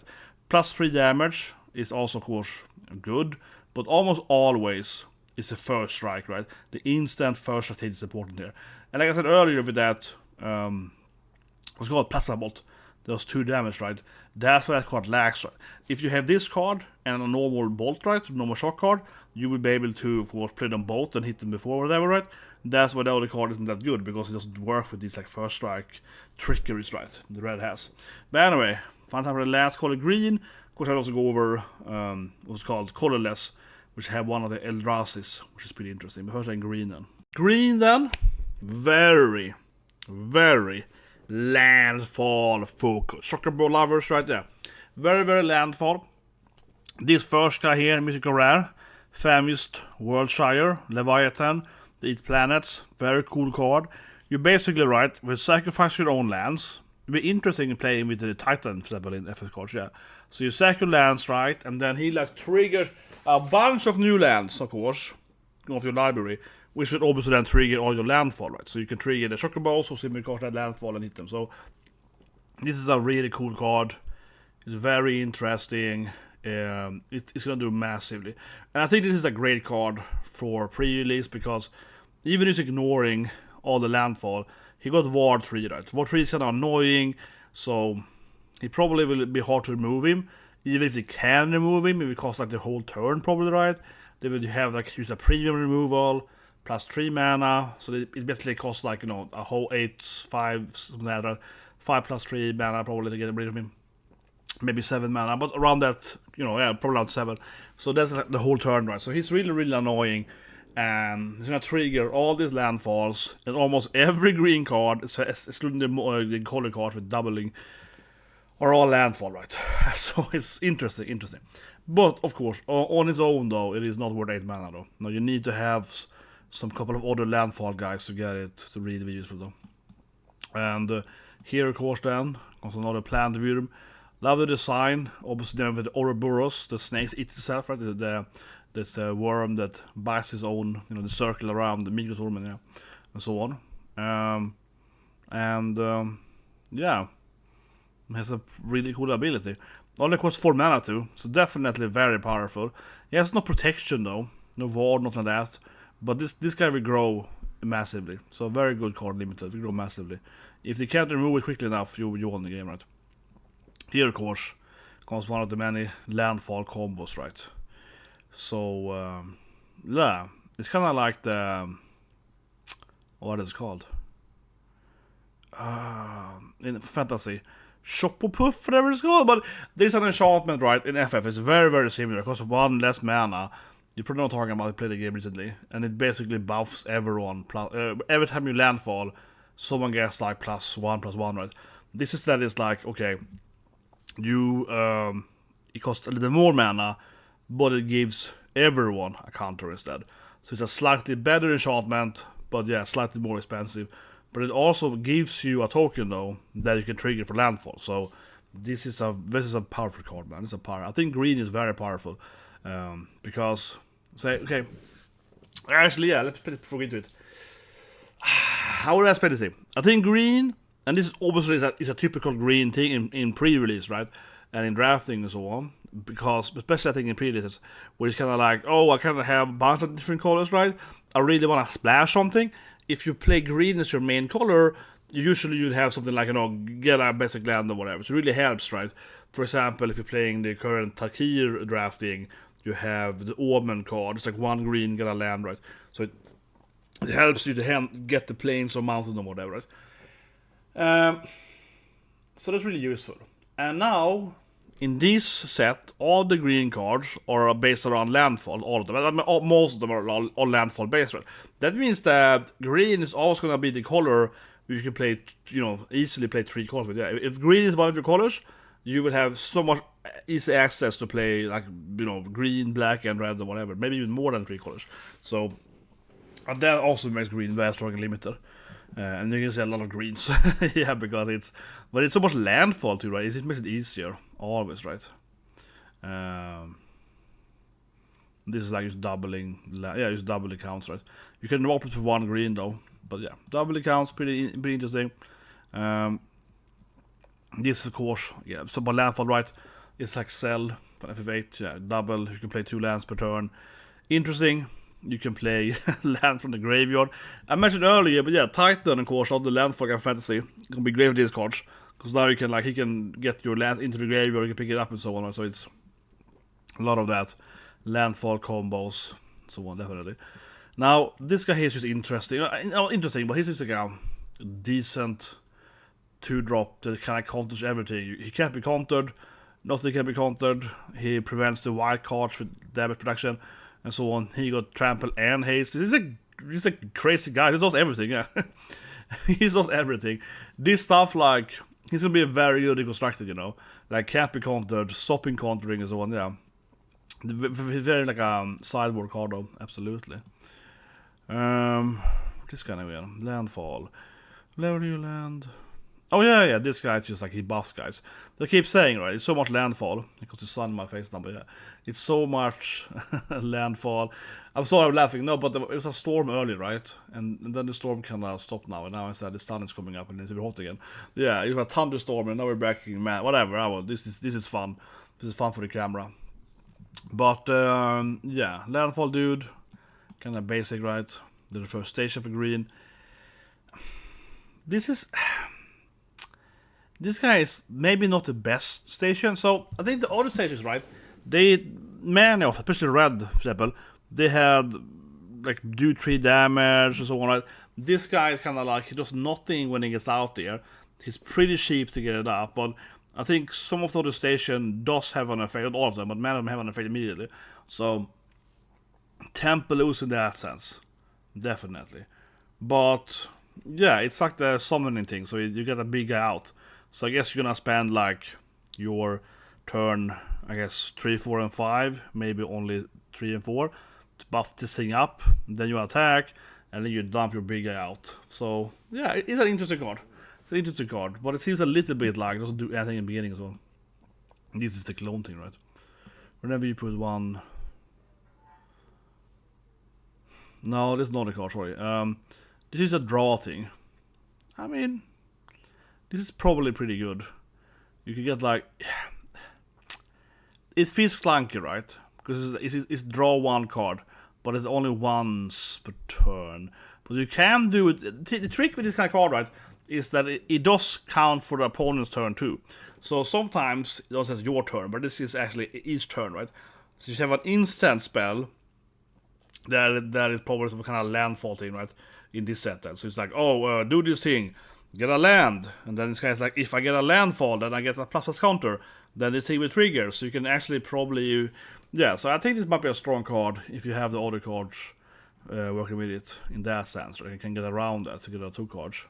Well, this is a typical fighting. But is it better than Chocobo though?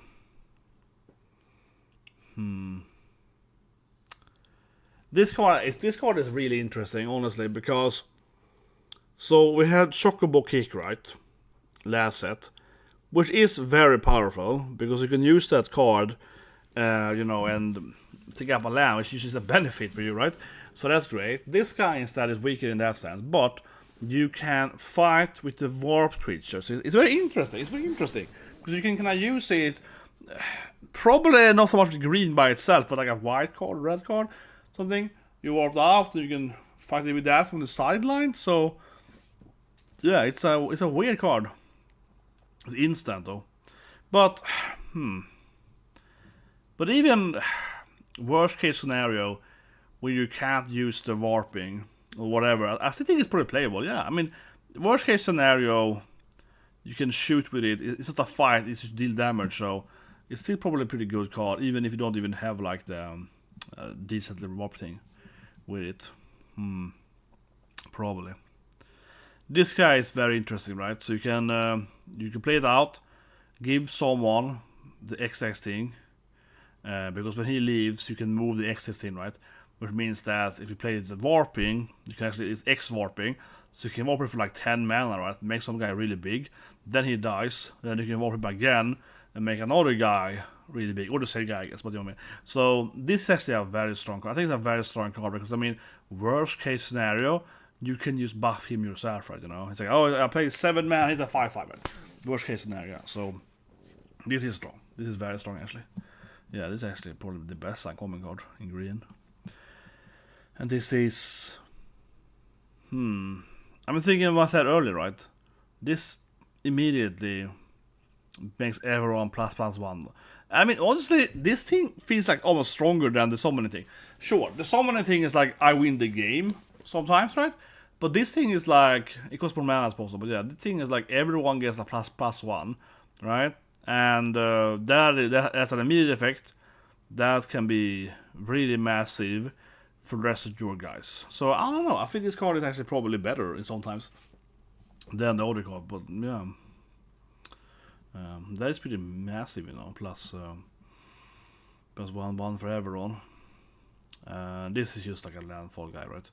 But still, a pretty good guy. It's like 2/2 reach for 1 mana. Yeah, that's pretty good. And then you also get it's a high value like wonder, definitely. This feels a little bit meh, but it's like, yeah, landfall, get 1 life. This was I think earlier, the cloning. This is just Chocobo Racetrack.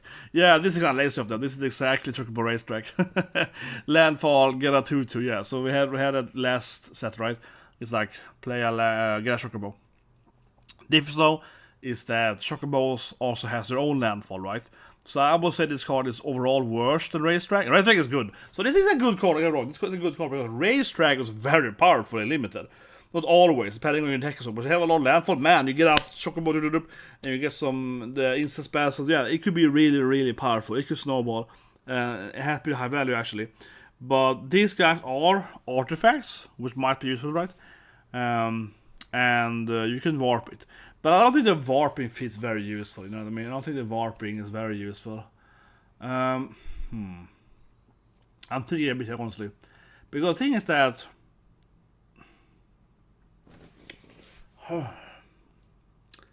I guess what you would do, probably, is that on turn 3, you have nothing else to do. You will warp this thing, then you play your 3rd land, right? So you just get out that land, and then you get a 2/2.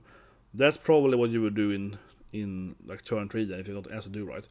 Or perhaps then turn 4, but obviously getting like a 2/2 in turn 3 isn't good, right? It's not good. Like the other cards, you know, the other cards right with warping, some of the bigger guys with warping with like 5-6 mana guys are much more useful. Their warps for like 2 mana, it's definitely better tempo swings. So I don't know, it feels a little bit like that. The problem, right, is kind of how it operates, you know. Yeah, it's a clunky, right? Because the thing is that the other warp guys with a similar like 2 mana warping, 5 mana dude, right? Thing is that those guys, you can play your land, right? Like you turn 2 land, then you can warp it, right? You know, at turn 2. This guy can't be played turn 2. It's actually a turn 3 play because you have to actually have 2 mana out, right? Play it out by warping it, and now you can play, as I said, your 3rd land. That actually makes it pretty weaker because it means this is a 2/2 guy you get out on turn 3, where the other warp guys then is maybe like a 2/2 guy on turn 2, right? Otherwise, it's kind of the same thing. It's like, oh, I get a 2/2 out, then I get it later, you know. So, yeah, this is pretty bad. But again, Chocobo Racetrack was good by itself, so I guess it's all be a better Chocobo Racetrack. But it doesn't seem very useful that. No, I don't think so. Not really. And this is pretty interesting. Yeah. So you tap the other guy by using station, right? Yeah, the way this thing works, right, is that you play it out, and then you tap another guy for a station, then it's gonna get stronger and you can with him. But probably most of the time you will tap one guy for a station, and this can get stronger and tap it also, right, for another for the same station probably. So pretty good card. I think it's actually pretty strong cards, and yeah, it's just the basic, you know, guy. But actually, you know what? This actually is one of the story cards because when you play it out, it will be a 5/5 for 5, right? I think it's stronger later on. and that's pretty fine. But I think I'm looking at the Ward. It actually is a pretty good card, thinking about it, because yeah, 5/5 for 5 is not very useful, but Ward 5/5, and it probably will get slightly stronger, maybe like a 7/7 for Ward. Yeah, it's hard to remove it, so it's a pretty good card. Oh yeah, this is just, you get. This actually is pretty cool, right? Because he's a very expensive dude, but he gets everyone else Vigilance and Haste, which is a weird combo. But the Vigilance thing is probably more important late game, because it means you can attack with everything, and then you can, get up again. So yeah, interesting card. Very expensive. Very good in limited though, probably still. Even it got like 7 mana. Very expensive, but probably still useful. This is the landfall guy, right? Yeah, would you get landers as your library? Yeah, exactly. So you get like a lander. Okay. Definitely weaker than the other ones because the actual body is pretty weak. Yeah, the problem with this guy is that the body is just a 3/3 flyer. That's probably the weakest position in the uncommon list. This card is cool, okay? This is a cool card. So first of all, it's very anti-flying, right? Because flying deck tends to have a lot of small guys. And this guy is cheaper than, right, if they have a lot of enemies. Okay. So, very likely in Limited, this guy will be too cheaper. Because a lot of games, you can build your board, they build their board, right? You can sit there and. So, yeah, this guy's gonna cost 4 mana then for a 5/7, which is great. And has reach. And especially, again, he's countering the quick tempo decks with a lot of small guys. We usually have flyers then, so yeah, this is definitely a good limited card. It basically will never see play. Constructed is never see play. Constructed is like, oh, it's a slightly cheaper big guy. Yeah, it's like no, with no actual real effect. But in limited, that is pretty hard, man. Yeah, 7 health point with reach, but hard to get around. And this is just like, this is pretty strong actually, right? If it happens like once, then it's good enough. And yeah, there's a lot of content plus, so yeah, let's draw a card. Let's see here. Sorry, there we go. Whenever this creature. Oh yeah, this gets interesting. They're very interesting. Because again, you can tap this guy with the space station, and then you get landfall, so that's pretty cool. Classic revival, right? Yeah, return to non-land cards from the graveyard. This card is really cool actually. I love the design. So first of all, it's the classic, like take 2 guys from your graveyard. This is very good in limited. I think this is underrated in limited because again, usually you will lose your big guy eventually, right? In a even game, and then reviving your big guy, as I thought earlier, evil ability, whatever. Yeah, zombifying is very, very strong in limited, right? Now, of course, this doesn't actually get you back on the board, so. A little weaker in that sense, right? Because you get the card backs, but you have to play them out again. So obviously weaker than that thing. But this also like revives your land, so it's like you also get landfall if you have destroyed your own lands. I think that's the problem though, because there is some like milling card, right, where you get your lands into the graveyard. So I think the problem with this card is that how often will you actually be able to like get those lands up in there? But yeah, sure, if you have that, the cloning thing. And then you get this thing, then you get 2 land styles, you get 2 2/2s, and you also revive 2 other guys, and then this card has like insane value, right? It's so much value, but I do doubt that you actually will have the second trigger that often. It depends. I mean, obviously you can try to build a typical green milling deck, so you get stuff in the graveyard, and then you get this thing out, and so I think the potential, but I don't really believe in it. Nah. I would much rather have, like reviving immediately or tempos one. What do you think? Oh, this is not a fighting. It's interesting because it's like, you fight them, but your guy gets a lot of toughness. So it's like, yeah, you probably win the fight, right? Yeah, it's probably pretty good removal. And also makes you also the blocking. This is the last. No, it's 2 more, okay. Second to last uncommon cards. Interesting removal, because it also gives you a landfall thing, right? So it's probably pretty okay. And then is the last uncommon card. Tapestry Warden. Each creature you control. This card is confusing, man. With toughness. Oh yeah, no, remember. This card is confused. It reverses the stats, right? Yeah, it reverses the stats. So basically, like this card definitely we see playing like that. So it basically is like, you know, if you have higher toughness, that becomes your power, right? Or why? Yeah, so you can take the higher stats. So this guy is a 3/4, but he will apply 4 damage, right? But it also means the other guys too. And obviously green tend to have more toughness. So this is a pretty decent card, definitely. But I think it can have interesting decks, right? Extractive, where you have like this insane, like 0, 13, 3 or something. Oh, actually it's 13 damage now, yeah. So it's a cool card, most of it selected. Okay, it goes to common cards. You can see the best all of landfall. Yeah. They are so landfall focused, right? This though is a classic. Yeah, you know, indestructible instant spell. Yeah, we've seen that in 10 times before, right? Decent card, yeah. Decent instant common card. Doesn't get hexproof though, so yeah. This is like gives guy trample. Also again, very basic green card, right? Who cares? This card is actually pretty good. So I like this card in green. So what you do here, right, is that you buff your guy, and they also shoot the damage, right? So basically what you do is that you attack them, right, and you force them to block you, or you hope they block you. And when they block you, you will also then shoot another guy, but also buffing your own guy, right? So you buff up your guy, you win the trade, and then you kill another guy. So the dream is to kill 2 guys, right, with this card. And there is a similar card in Yangshan, which is like Sheep Shot, that's what it's called. It does basically the exact same thing. Moral, it's like slightly different. It's like 1+1 instead. Yeah, it's slightly better. This is Vigilance, so it's like. But yeah, I think it's a good removal card, definitely. And also you might just use it to like get Vigilance and attack and keep the momentum going and so on.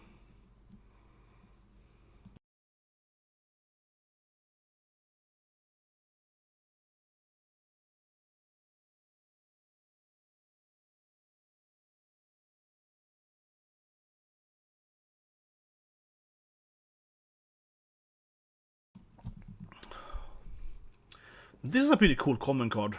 Yeah, Death Touch, 2/2 for 2. Definitely playable, right? And it temporarily gives another Death Touch, which is strong because then you can force them to block your, you know, if they have lethal, if you have a good health pressure on them, so alright, you can force them to either avoid your guy, right? Or force them to like tank some tiny guy, otherwise will kill them, and they have to use the big guy against that. So this is interesting card. I think it's gonna be a high valuable card limited, definitely. It's like one of the strongest cards. Probably, maybe the strongest common card. Yeah, for limited. This card is kind of weird. This might be very good actually in a pre-release because he's basically like, you know, a 7 drop, right? 5/5. So he's a medium-sized guy, but he gets cheaper. So first of all, the X value, right, for every different named. So obviously this card at worst case scenario costs 1 mana, that's always right, because you have a forest, yeah. So it's like he costs 7 mana, but actually it's 6 mana, obviously. And if you play more than one color, which you almost always will do, right, in limited, he's a 5 mana probably at this turn. So, but then it's like there's like a 5/5 for 5 though. That's not good enough as anyway though. So yeah, I don't know, but I think he can probably be like a 4 drop. You know what I mean? For 5/5 for 4, and it's like decent. So I can see myself still picking this guy in a draft, but it really depends if I play more than if I play 3 colors, right? Yeah, then it's pretty good. But and to be fair though, he also gets better by other lands. Okay, if you play some of the double lands, well, yeah, he is cheaper too. So they also might be hybrid. This guy's just landfall. Yeah, you just get another land right now. And this of course is just typical ramp. Yeah, ramp green card. Nothing interesting. Not very good, but sure, you can buff it. To be fair, you can actually buff this guy infinite times. Normally these cards tend to say it's a tap. This guy can actually buff, but it's not instant. Yeah, it's clunky, right? It's clunky. So normally, I would say normally, but most of the time, this card tends to be you plus it and you tap it, right? But this guy instead is that you can do it how many times you want, which is kind of good. So late game, you can do it like say 3 times, right? That's a 5/5. Next turn is whatever. So that's pretty good. But you can't do it as a response, right? So you can't attack with it, and if you block it, you can buff it up. So forcing them to like avoid it or whatever, right? And you can't answer, they try to bolt it. So it's a little bit, it's like, yeah, but but it's a common card though. It's like a decent common card. Yeah, this is, yeah, you know. Landfall, trample, 4/4, yeah. Basic stuff. This is a classic Virm card. 5/5. You gain 2 life, yeah, pretty terrible. And absolutely terrible warping. It's like, yeah, I can pay 2 mana to get 2 life. Oh, this is just terrible. Yeah, it's a terrible warp. Space Station, but yeah, still. This is the reach one. Actually, I think pretty fine. This is pretty fine. You know, because you buff it, you get some guy at 2/1. It's a very expensive equipment, absolutely, but to 5 mana. But the first time it's free, right? And then you get 2/1 plus reach. So actually, I think it's pretty playable because it's so cheap. What it lacks, of course, is flash though, so you can't play it on their turn. You can't play it as a response. But actually, I think it is pretty useful, honestly, because it's like, yeah, it's so cheap to just give a guy reach with it, and then later on you can equip it. So it's pretty playable. This is just the basic, you know, 2 life a lander. But this actually is a pretty good card, yeah. This I think actually is one of the better cards, right? Because of course turn 1, you play this guy, right, to get 2 life. That is like whatever, but they get 2 life and that probably doesn't mean anything. And then later on, next turn, you can play the lander and get a 3rd land, right? So this is what I said earlier in the beginning of the green, where you have white green as always. Of course it's green, right? Yeah. White green is the best one to play more than 2 colors, of course, because let's say you're playing green, red, and blue. Turn 1, right? You have a mountain and a force in your hand, nothing else. But you play this thing, you can go and get, you know, the 3rd country you need, right? The 3rd land. So it's a pretty good card, yeah. I think it's definitely useful. But it is worse though than Woman, Green Woman, where you can have, because you have to pay 2 mana though. Yeah, in that sense, it's not that good. I mean, there are other green cards for 1 green when you just get the card. He has to pay 2 mana turn 2 as well. So you're basically getting like 2 lives. So yeah, in that sense, it's not very good. I mean, because of course you have other cards, right, in other sets, where you can play 1 green and get the land. This is like play 1 green and then 2 other mana and then you get the land. So and 2 life is worth 2 mana. So yeah, and this is the last green card. Shadow Wings. I mean, this is pretty good. Destroy Artifact obviously is pretty useful. I do see that green. Sorry, there's 2 more, so I didn't see those white here, but yeah. Overall though, I think green kind of lacks removal in this format. It's a lot of landfall. So I still think you see a lot of green, right? Because again, you can combine them so easily with other colors. But and yeah, this is Surveil 1/4/2, pretty meh. And then lastly, I'll reach 3/3. Very anti-flying, kind of the other thing. Yeah, so green has several very anti-flyers, right? You have the equipment that you saw, 1 green to get reach, the 5/7 with reach that is cheaper against a lot of small guys, right? Which would obviously be flyers mostly. And then this thing that is like, oh, it's really strong against flyers. So it's really interesting. And there's a lot of flyers, right? With the dragons and angels and so on, and the swings. So they're pretty strong. But I think they're gonna struggle with themselves though, because green doesn't have, yeah, they have the space station, I guess. So I don't know, yeah, reach is probably, I'm thinking about it, reach is probably more useful because all the space stations as well, right? So it's like every color, everyone you will face will have like probably a space station too, right? So there will be a lot of like flying stuff. So yeah, in that sense, it's pretty good. Anyway, let's go into it's called gold, right? By colors. Okay, let's go golden, of course, colors. And this card, obviously, Sammy, the Wildcat. It's also another Sammy, which is not mythical rare. Very good card, obviously. 4/4 double strike for 6. That means you can take out an 8 guy, right? Vigilance, you hit every turn. This is a strong, obviously strong card. This is clearly one of the best cards in the set. And that makes everything cheaper, right? So everything gets 1 mana cheaper per artifact you have. And also it has spells, right? Normally, these kind of abilities tend to say, you know, like creature spells, right? Or maybe it's creature spells. But in this case, use everything. So everything gets cheaper by your artifact. So this obviously is like a no-brainer, amazing Bob card that does a lot of stuff. So very good card. I can actually like the red-green. I think this will be one of the best combos, right? I mentioned earlier that obviously green has a lot of landfall, and these landed tokens, right? You can sacrifice them with the red stuff. So I think this is one of the best combos in Limited. So I keep saying it, but I'm a broken record. But yeah, I think red-green is going to be one of the best combos, absolutely. So this guy is great, right? He creates land. Every time you sacrifice a token, you get 2 damage, right? And this is whenever you sack a token, right? So he's not saying that. See, a lot of these cards tend to be like, sack with this guy, do damage, right? But this guy says, whenever you sack, you are getting this boons effect, right? So obviously what it means is that you are gonna sack these landing tokens, right? And then you get 2 damage down as well, right? And he also gives you a token. So at, bare minimum, right, this guy is like a 1/3 for 2, then you sack a token, 2 damage to their face, right? That's pretty good. But obviously, if you combine it with the other stuff that you have with red, let's say with the ammunition thing, you do 4 damage. So yeah, I think this guy will be one of the best guys. And I can see him also be like a commander or whatever. Yeah, this is probably one of the most interesting and better cards in this set. And yeah, this guy is kind of cool. He's just like, you warp a lot and he gets stronger, right? So he only costs 2 mana, so he's probably playable. Because if you have like 2 cards out there, it's a decent card. This card is crazy. It's got it's 5 mana card.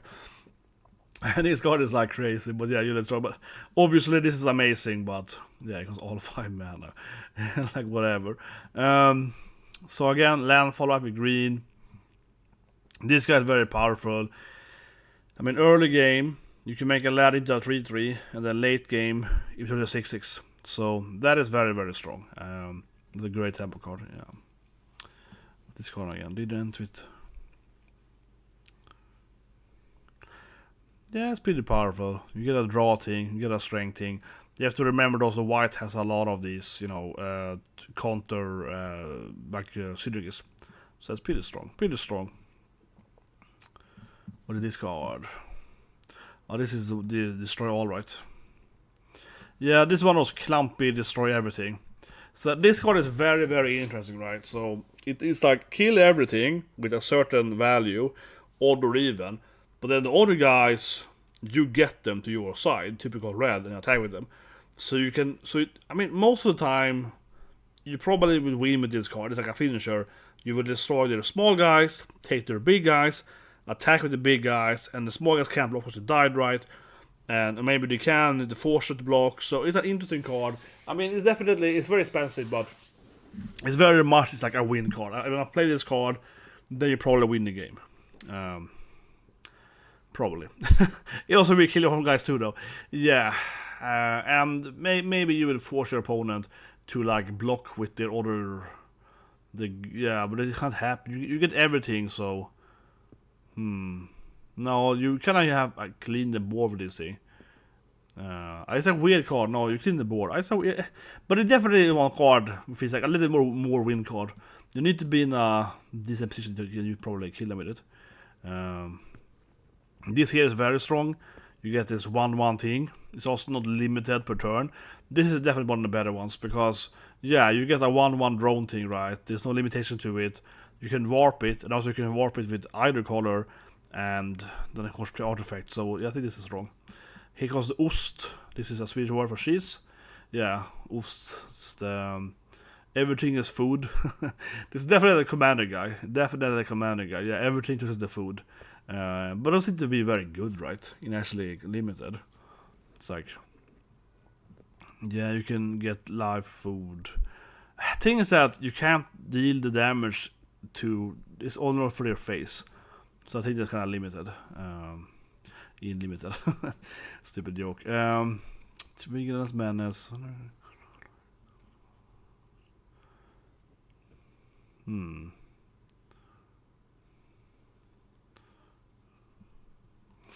This is strong. This is very strong, right?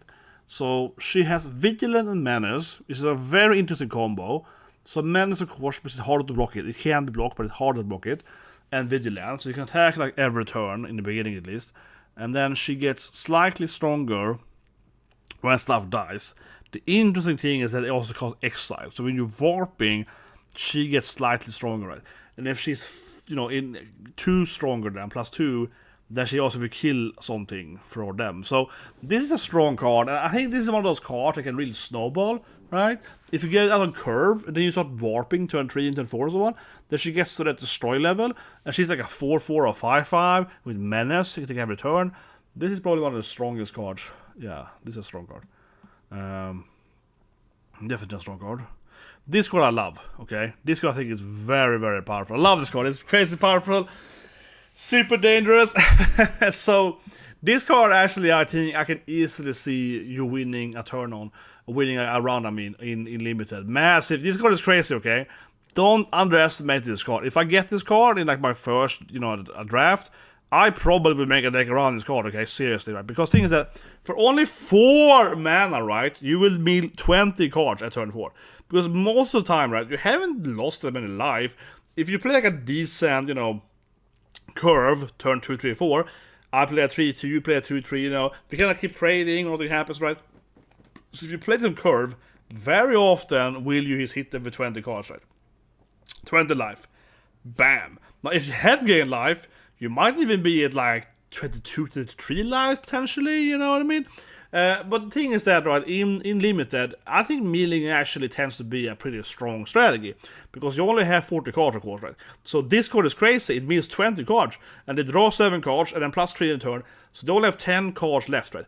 And now, the thing is that people say, oh, how often do we actually play, like 10 plus turns? Well, it depends, right, And if I'm playing this card, and I hit you with this card in a good, tempo at 20 life or more, then I know that I have to just play safe now, and you will lose soon, right? You don't have any turns. And I'm playing blue-white too, so I'm probably going to start it out, right, with annoying defensive guys, conspell and so on.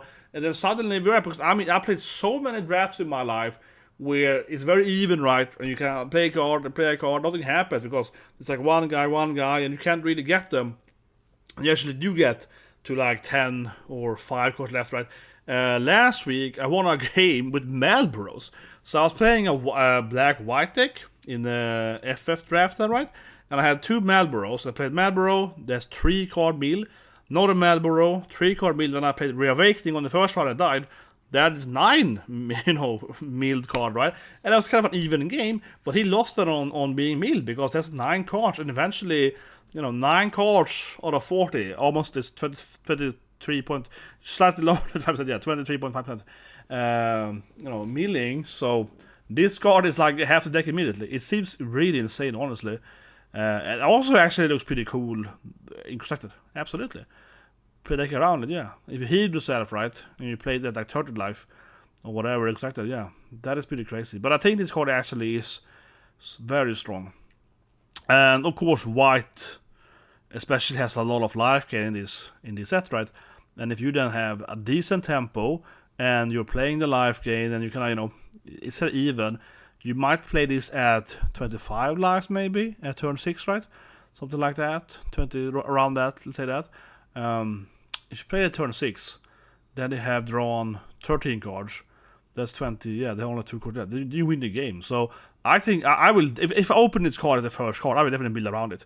Because it's like an insta-kill, right? In a lot of drafts, actually. So it's a crazy good card. And I have obviously played Mill before. I remember this card, it is Senjaka, right? It's a landfall crab card. It's like Hermit Crab. It's basically a landfall card. It's like a blue... Okay, so I have it. I think it is... If I remember correctly now, I might be wrong here. But it's a landfall crab. It was the first landfall crab ever, I think.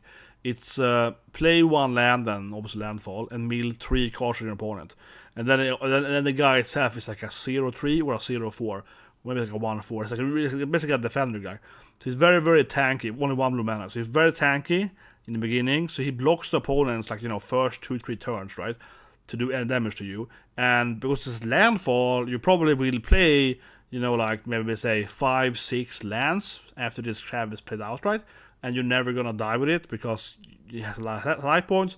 and then you stop blocking with it eventually, right? And they probably want to like kill it with like a spell, right? So this crab easily on like an average draft round, right, means like 21 cards, something like that. Yeah, we're at 18 cards, like the other spell. Yeah, half the deck, right? It's crazy good. Like it was crazy good actually. Actually, you can win with that. Yeah, and you playing blue when you're defending up. It actually was pretty decent.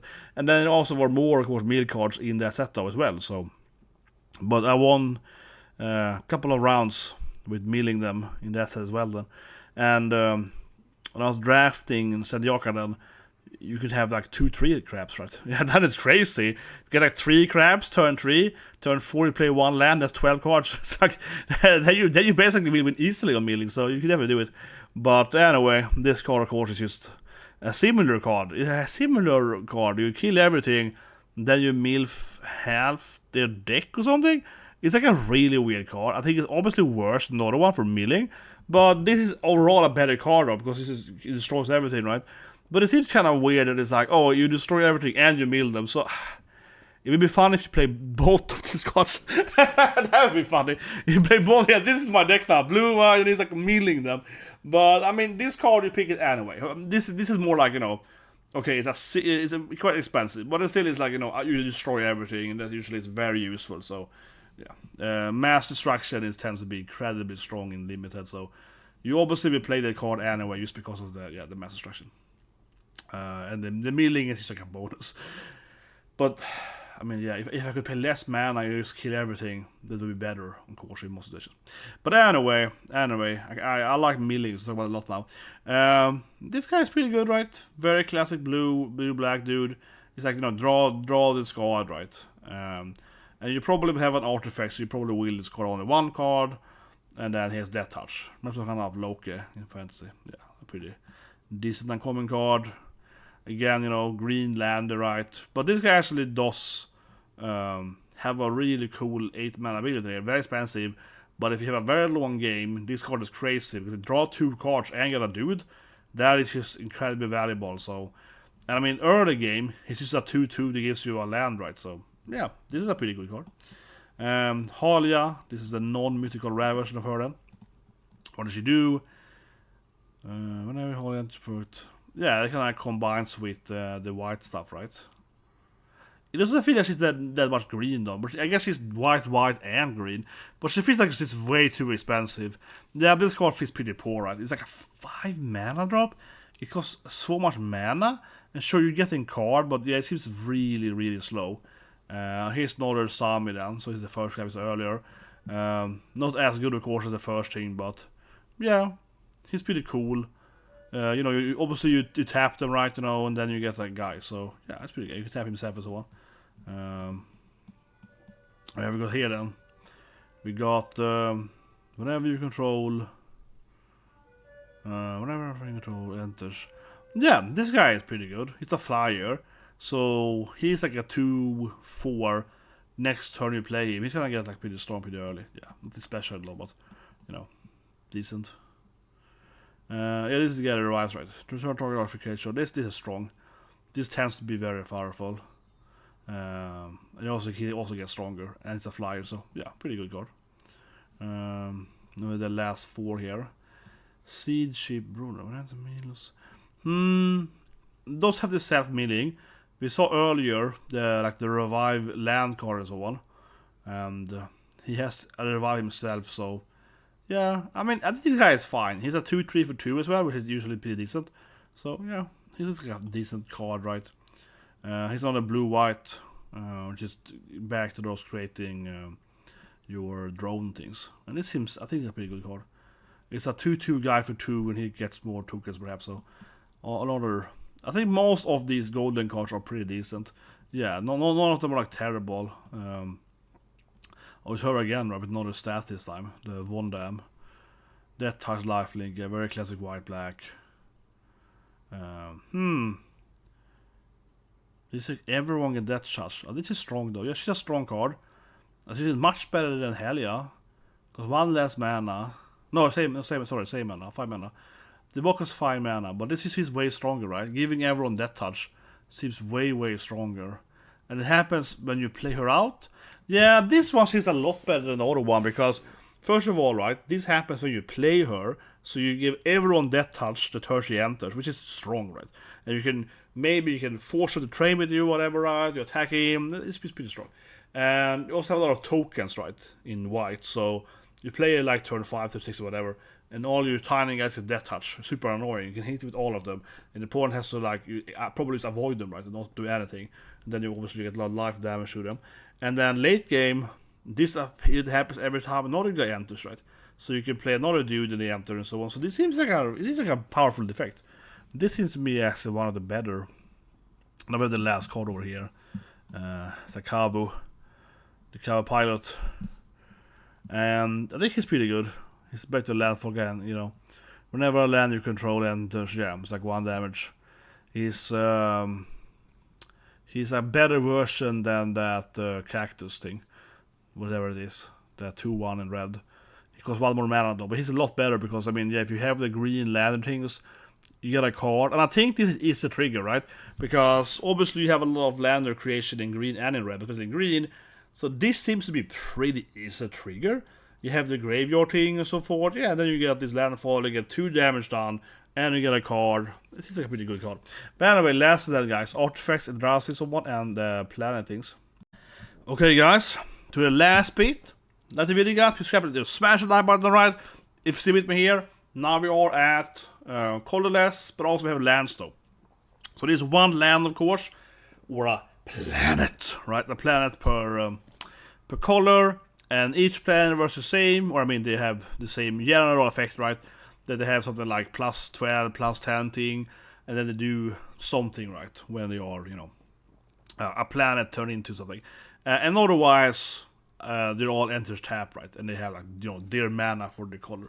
So there are 5 planets there, right, per color. I like the design, and they probably will, like, you know, do like a sequel to this thing eventually and so on. It's pretty cool. Like a planet fighting and so on.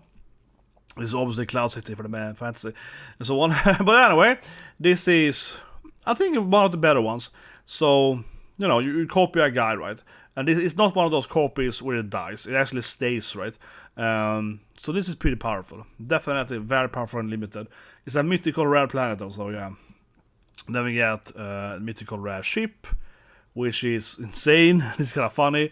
It's like these 100 damage, yeah. So obviously playable, because I mean it's just like a colorless epic mythical rare thing, right? The whole 100 damage thing is silly, but sure, you will attack and kill anything they have, right?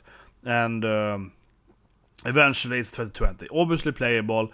It's an insane card. I mean, that's just obvious. Greenland. I think this one is not as good, right, as the white one. This is like you get a lot of mana. So this is, I think, typically where, you know, that's it. I compare limited to constructed, right? This card here is, I think, better than the white card probably, for obviously a constructed deck where you want to have a lot of mana, you have some kind of combos with a lot of tokens and so on, right? And the white thing is still useful, of course, in constructed, you have a clone or whatever. There's some cool combos with that, but it's like, you know, not like a kind of auto-win condition. However, of course, this thing isn't that useful in limited. It's kind of like, oh, I get mana. And I mean, sure, you can ramp with this card. It's obviously ramping, so it's like useful, right? But you have to spend 12 station for that. The other thing, the same amount of station, 12, right? And the other thing is like, you know, create a dude. It's way better. So, not that good, I think, for limited. Here we get, of course, the only planeswalker, right? Tezzeret. So he's interesting, because you can't give him loyalty without playing artifacts. So there's no positive thing to get him up normally. So this might be kind of clunky limited then to actually get him up there. But he still is like a, you know, decent ability, right? Because the way he works, his 0 thing, is you can untap a dude, right? So obviously you will tap your own guy for a station, then he can untap it back up again. So yeah, so that basically doubles their, you know, effect, right? And they also makes the slightly stronger. So yeah, pretty good. I think the second one, -3, is completely terrible, right? I mean, that's like, yeah. I saw it earlier in the video, but searching is not that strong and limited, right? Because you don't have the whole combo anyway usually. So searching is kind of like meh. searching for most of his loyalty in the beginning. It has been bad, so that's not going to be very useful. Not really. The last thing is pretty decent though. Yeah, you can buff your robots so. But I think overall, the first thing still makes him useful because you can double your station team basically.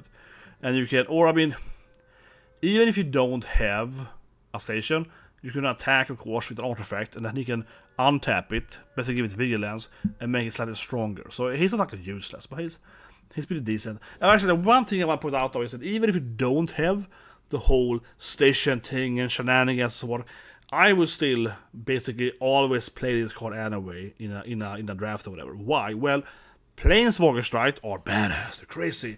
What I mean is that most people, especially on like, Magic Arena or whatever, right, most people will always go for this thing, right? They will go crazy. A Planeswalker? Then they will throw everything out, So, definitely the approach for me here.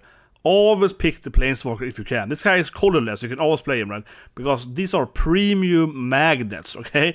These guys will take everything removal, right? Your opponents, 9 out of 10 players, they go crazy for this. And they will throw their best removal, or they will do a bad trade to get it. They will go insane seeing you have a Planeswalker, right? Where I would say this Planeswalker isn't even that good, right? Unless you have the correct deck for it, right? But they will say go for it, definitely. They go crazy, so I love this kind of card actually in Limited because they attract everything to them, right? And only costs 3 mana, so he's like a very good magnet to avoid losing better cards. Anyway, this is the black 10 core station. They all have plus 12, I believe, right? It's a cool card. You basically sack a guy and you draw a card, so you can use it once per turn, right? Yeah, you tap it. So it's like 1 extra draw per turn for sacking like a small guy. So it's pretty useful. And this looks like you're destroying the planet.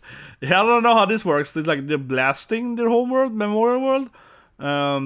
And this seems very, very risky. I think the actually is pretty terrible and Limited, right? You will sacrifice a land to get a guy.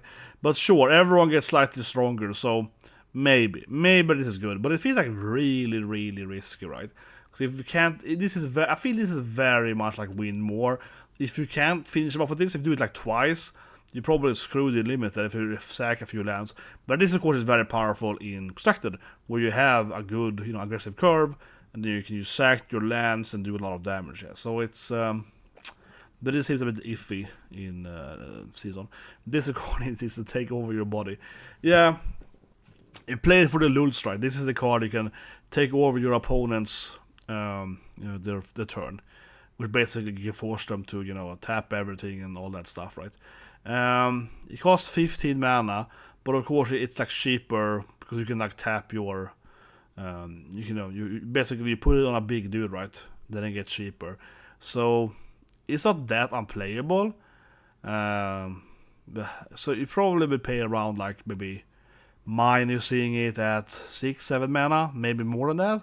So I guess you would imagine this costs like 7 or 8 mana to play out, something like that, right? But this doesn't necessarily win the game, okay? Taking over a person's turn, even in Limited, doesn't always win the game, because what you can do is usually like kind of mess up their turn, right, and so on, and maybe make them open for an attack. So I don't know. It feels a little bit like Niao. But I still probably play it, you know what I mean? But it's like Niao.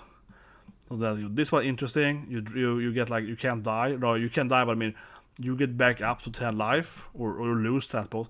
But you get like 10 life every time you end your turn, which might be really useful. But most of course this gives you insane draw, because it's like both for it has a landfall draw, right, and it's spell draw. So this gets used, and there's no limit to it. So you have like a huge amount of lands, and it might heal you. This is a very strong card, yeah, because I mean, if you have less than 10 health, right, it heals you. Then you get a huge amount of landfall, whatever. You get so many draws, so it's interesting, and definitely, of course, we'll see set play. Absolutely, this is the last land planet, right? It just gives you a lot of mana. It's like ramping for artifacts. This is a cool card, also one very powerful, but this is like destroy a creature, right?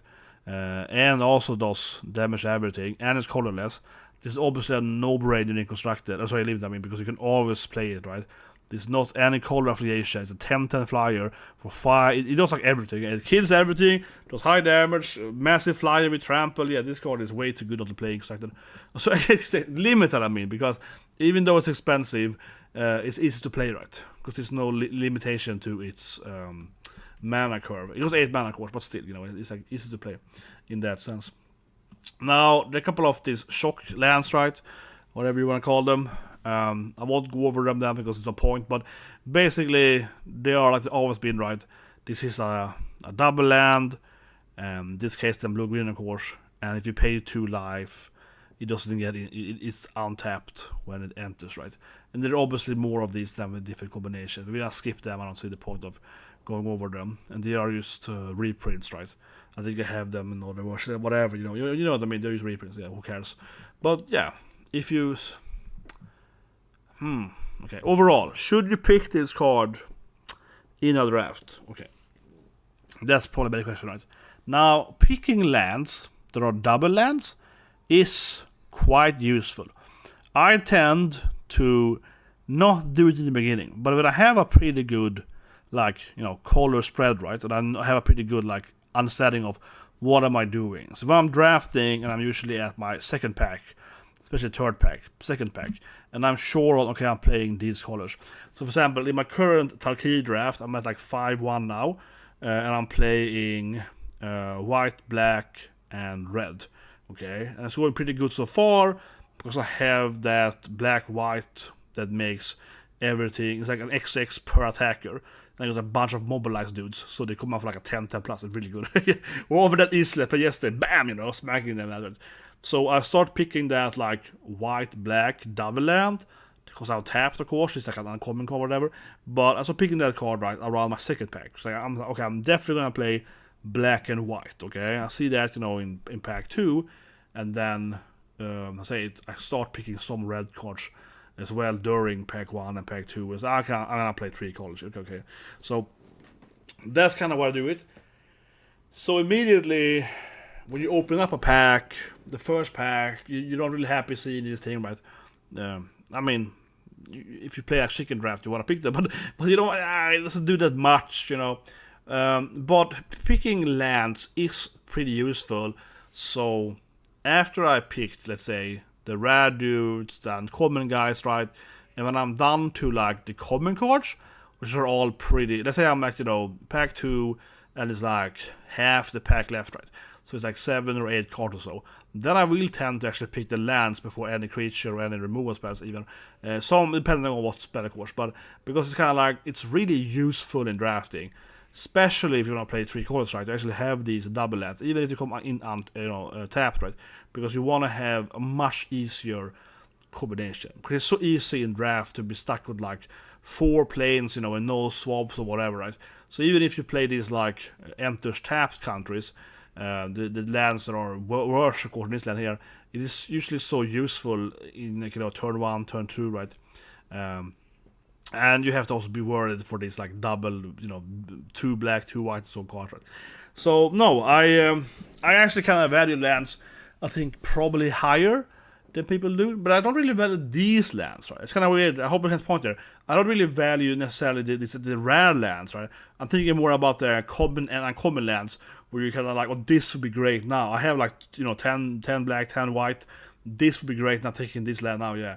Or I want to splash in red, okay? Oh, white and red land? Oof, that's great. It's great now. I think it's more like that. So I think it's like more in the later part of this thing, right? But I value lands over like common cards usually, but I value them definitely lower than rare cards, and maybe roughly as some uncommon cards if you talk at power level, I guess. So yeah, probably will pick this thing. Now then, this is one of the best cards. This maybe is the best card actually in limited. This card, yeah. So here at the end now, guys. This is probably no, but seriously, might be the best card in limited, straight up, right? How easy to play. This card is crazy. This card is so good. This is easily 10 out of 10. It is, of course, an Eldrazi. It's a 6-mana or a 4-mana warp. It's colorless, so you can always play it. I would say this is straight up like the best overall card, right, in limited. because you can always play it. You're always gonna have it in your deck. It's so good. It's so good. Oh my god, it's so good. So over it does everything, right? It does like a draw thing. You remove, getting stuff up. It's got a big body. It does a little bit of everything. It reminds me of that homunculus thing. It's like, you know, get a land, draw a card, but this is better. Yeah, and it's warp. It does everything. So first of all, then, right, when this creature leaves, you draw a card. So you pay 4 mana for this guy, you get a card, right, and that's fine. And then you get to play, you know, something out based on your number of lands, right? So at 4 mana, this basically is like, this is so good. For at 4 mana, this is basically like play a 4 mana dude, right? Think about that. You play 4 mana warping on curve, you have 4 lands. So this guy is like, play a 4 guy, but also get a card. It's so much better, yeah. So I play like a 3/5 or 4 with my effect, right? And I get a card. That is great. But then you guys come back later for 6 mana, and then I get a 6 mana guy out and a draw cover he dies later. It's so high value. It's crazy high value. And of course, it actually is based on your lands. So if you play it late game, you have like 8 or 9 lands, right? You get a 9 guy out. It's just crazy. This card is insane. Easily 10 out of 10. Eldrazi, Colorless, does everything. Gives you drawing, gives you playing out. Big guy on the board, yeah. Best card probably. Insanely. But I think he's better than basically all the mythical rash for limited. Yeah, it's so much value. Anyway, now it's a bunch of countries. So I jump a bit here because there is one other country over here. So it's not a shock country. This is a star fort instead. These are usually pretty good in limited, honestly. I think they usually are, yeah. This is much better than double lands for limited, right? Because this guy is like, you know, create for 5 mana, but still, you can basically, in late game, you can just sit here and, you know, spam out small, tiny guys. So it tends to be very high value. These kind of things. This thing I love. It's a sliver thing. People want to see hot sliver decks, right? But this is a good card, okay? So basically, it costs a lot of mana, but you're basically spawning like, you know, a 2/2 double strike dudes every turn, right? There's a lot of value in that. They have haste, immediate with them, and or even if you don't attack with them, double strikes is annoying to face, right? Now there are some creatures that can be slivers or whatever, but it's a little weird though because you don't really have many slivers people wanted, right? But yeah, I still think it's a decent card to play anyway. Elevator is a weird ram card. I think it's pretty bad, honestly. It's like, okay, you get it, you can ramp with it immediately, so that's fine. But the whole station with plus 20, then you have like infinite mana or something, and it's another card course that costs like all, you know, all the colors. But it's still, it's like, yeah, this takes incredibly long time. And yes, okay, eventually you get like infinite mana basically, but it's like, but it's like, you know, it's a decent card because you can tap it immediately and get, you know, 3 mana back. So at turn 5 you can play it outright, tap it, and then play like a 3-drop maybe. It's Colorless spot, but still, maybe, right? There's a bunch of other double lands here to see. There is something left over here. Alt, Fate, Scroll. This is one of those, like the Blitzball. It's decent. This is a decent card, yeah. It's like get 1 mana, but also eventually you can sack it and probably at least draw 2 cards. Yeah. Maybe 2, maybe more than that. This guy actually I think is pretty decent. This is a 9/9 for 9. This is the 9/9 for 9. But I mean, this guy is playable, and you can warp him, so you can tap the station with him. I mean, this guy is probably decent, yeah. Because he's interestingly, he has so much high stats, right? So the older warp guys, they tend to have lower stats, and they obviously have an enter effect. This guy, instead you warp him to, of course, you know, tap him for a station, right? But he has so much stats. So actually, I think a pretty playable card, this guy. So you basically imagine that at turn 3 or 4 or so, you warp him out to activate your station. That's kind of how you think about it, right? And then much more late game, you will warp him in for 9 mana on the field. So actually, probably a pretty decent guy, if you have a lot of stations at least. This is the poison counter thing, which seems really weird. Yeah, this card I think people really enjoy actually. So hexproof, right? 1/3 flying, hexproof with a strange 10 cost ability. But what this card is good for is that it has hexproof immediately. So it's basically impossible to remove it. Yeah, it's a good card. It's a good card, yeah. Because obviously you play it outright. So flyer guy, and the opponent is like, oh, how do I kill it? Right? Because it starts with hexproof, And it's gonna be good constructed because you can give it items and so on. But this is actually probably a pretty decent card in limited as well. And the last ability actually is pretty powerful, but it costs 10 mana though. But decent though. I mean, it's colorless too, so yeah, maybe. I wonder how good that is. Doesn't feel that's that useful, you know. Like removing someone's graveyard might be really useful, right? In some formats, like current standard, with so many revival decks, you know, the already the new deck and so on. But how good it is in limited in this format? I don't think there are that many like graveyard play cards. It's like green and black mostly, of course. So it's like maybe, you know what I mean? We also get a ladder token. So yeah, maybe. This feels like a board thing, you know. It's like, okay, if I am facing this like meal green deck or something, it's a little bit. The dog is cute. Yeah, you get a life every time you tap him, right? It's pretty cute there. You can also then remove there. This seems better, right? I mean, it costs less mana, but this seems more useful, honestly, because like, well, don't think remove the whole graveyard, but you probably only need to do it like this, maybe. I don't know. And then you also have a land here that gives, yeah, it's like a weird land thing. The next one here, this is just like, you know, you have to tap a creature where as a land is sacrificed. So this seems really bad, honestly.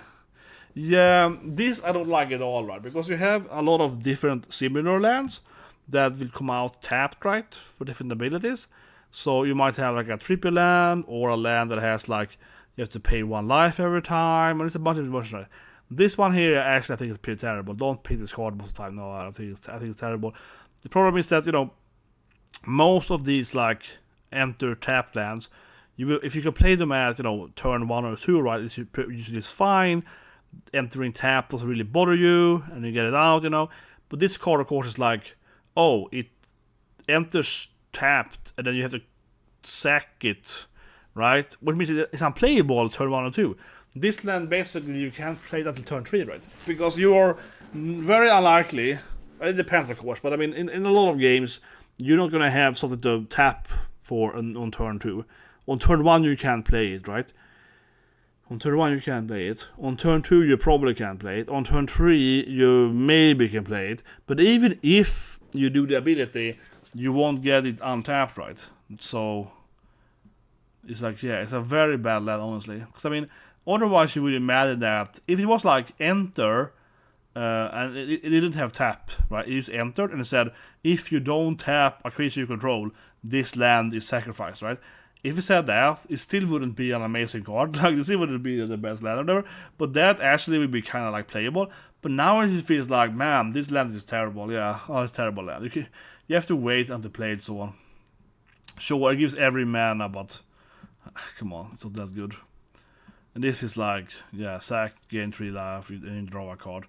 But obviously, the interesting card of this thing is if you can sack it with like the red cards, right? So you can sack it without having to pay the 2 mana. Then you just draw a card. So it might be somewhat playable, but not that good. Is something left? There are a few stations left over here. And these are pretty decent. I mean, they're colorless stations, so yeah, this is actually pretty good. This is pretty good. This is probably the best common station, right? For no colors. It's just like 10 damage, right? 7 mana, 10 damage. And then it turns into a fly 7/7. So this is definitely, of course, very playable and limited. Compared to like in the last draft, Iron Giant, right? So Iron Giant is a colorless 6/6 for 7, right? Yeah, or yeah, 7. 6/6 for 7. Same cost that this. He has Vigilance, Reach, and Trample, right? And people hate that card. People they're picking drafts. Yeah, I think it is slightly underrated. I still kind of like it that it has like Vigilance and Reach. You can attack with it every turn usually and get some effect over it, actually, I think. But overall, you know, it's a 7 mana like dude, does nothing when you play it, right? And does some energy removal and so on. This card here instead only has, it has to of course be stationed, but still, it's a 7/7 F-Station. but it has an immediate 10 damage removal, right? So you can see it as a very expensive removal that any any color can play because it's colorless. And yes, okay, 7 mana removal is very expensive, but still you can always play it, right? And then eventually you also get a 7/7. So I think this actually is a pretty good common. Yeah, I mean, sure, but it would be much better if it was like a 5/5 flyer, station maybe 5 then, and do 5 damage. It was like easier to play it, yeah, early, you could get it out earlier. But I still think it actually is pretty good. I mean, I think it obviously is a lot better than, like I said, Iron Giant, because this thing will basically remove any opponent card, right? 10 damage, it will kill almost everything, basically. So this is like one station with 12 is what there, but almost everything will die, of course. And that is a better effect than getting out like a somewhat this guy. And then but late game, right? Station 7, maybe you can do it immediately. So yeah, pretty good actually. And then last we have another spacecraft, and this is the last artifact. Yeah, this is one of those bad removal cards, because it's like, you play it out for 1 mana, and then eventually you can play for 6 mana to destroy something.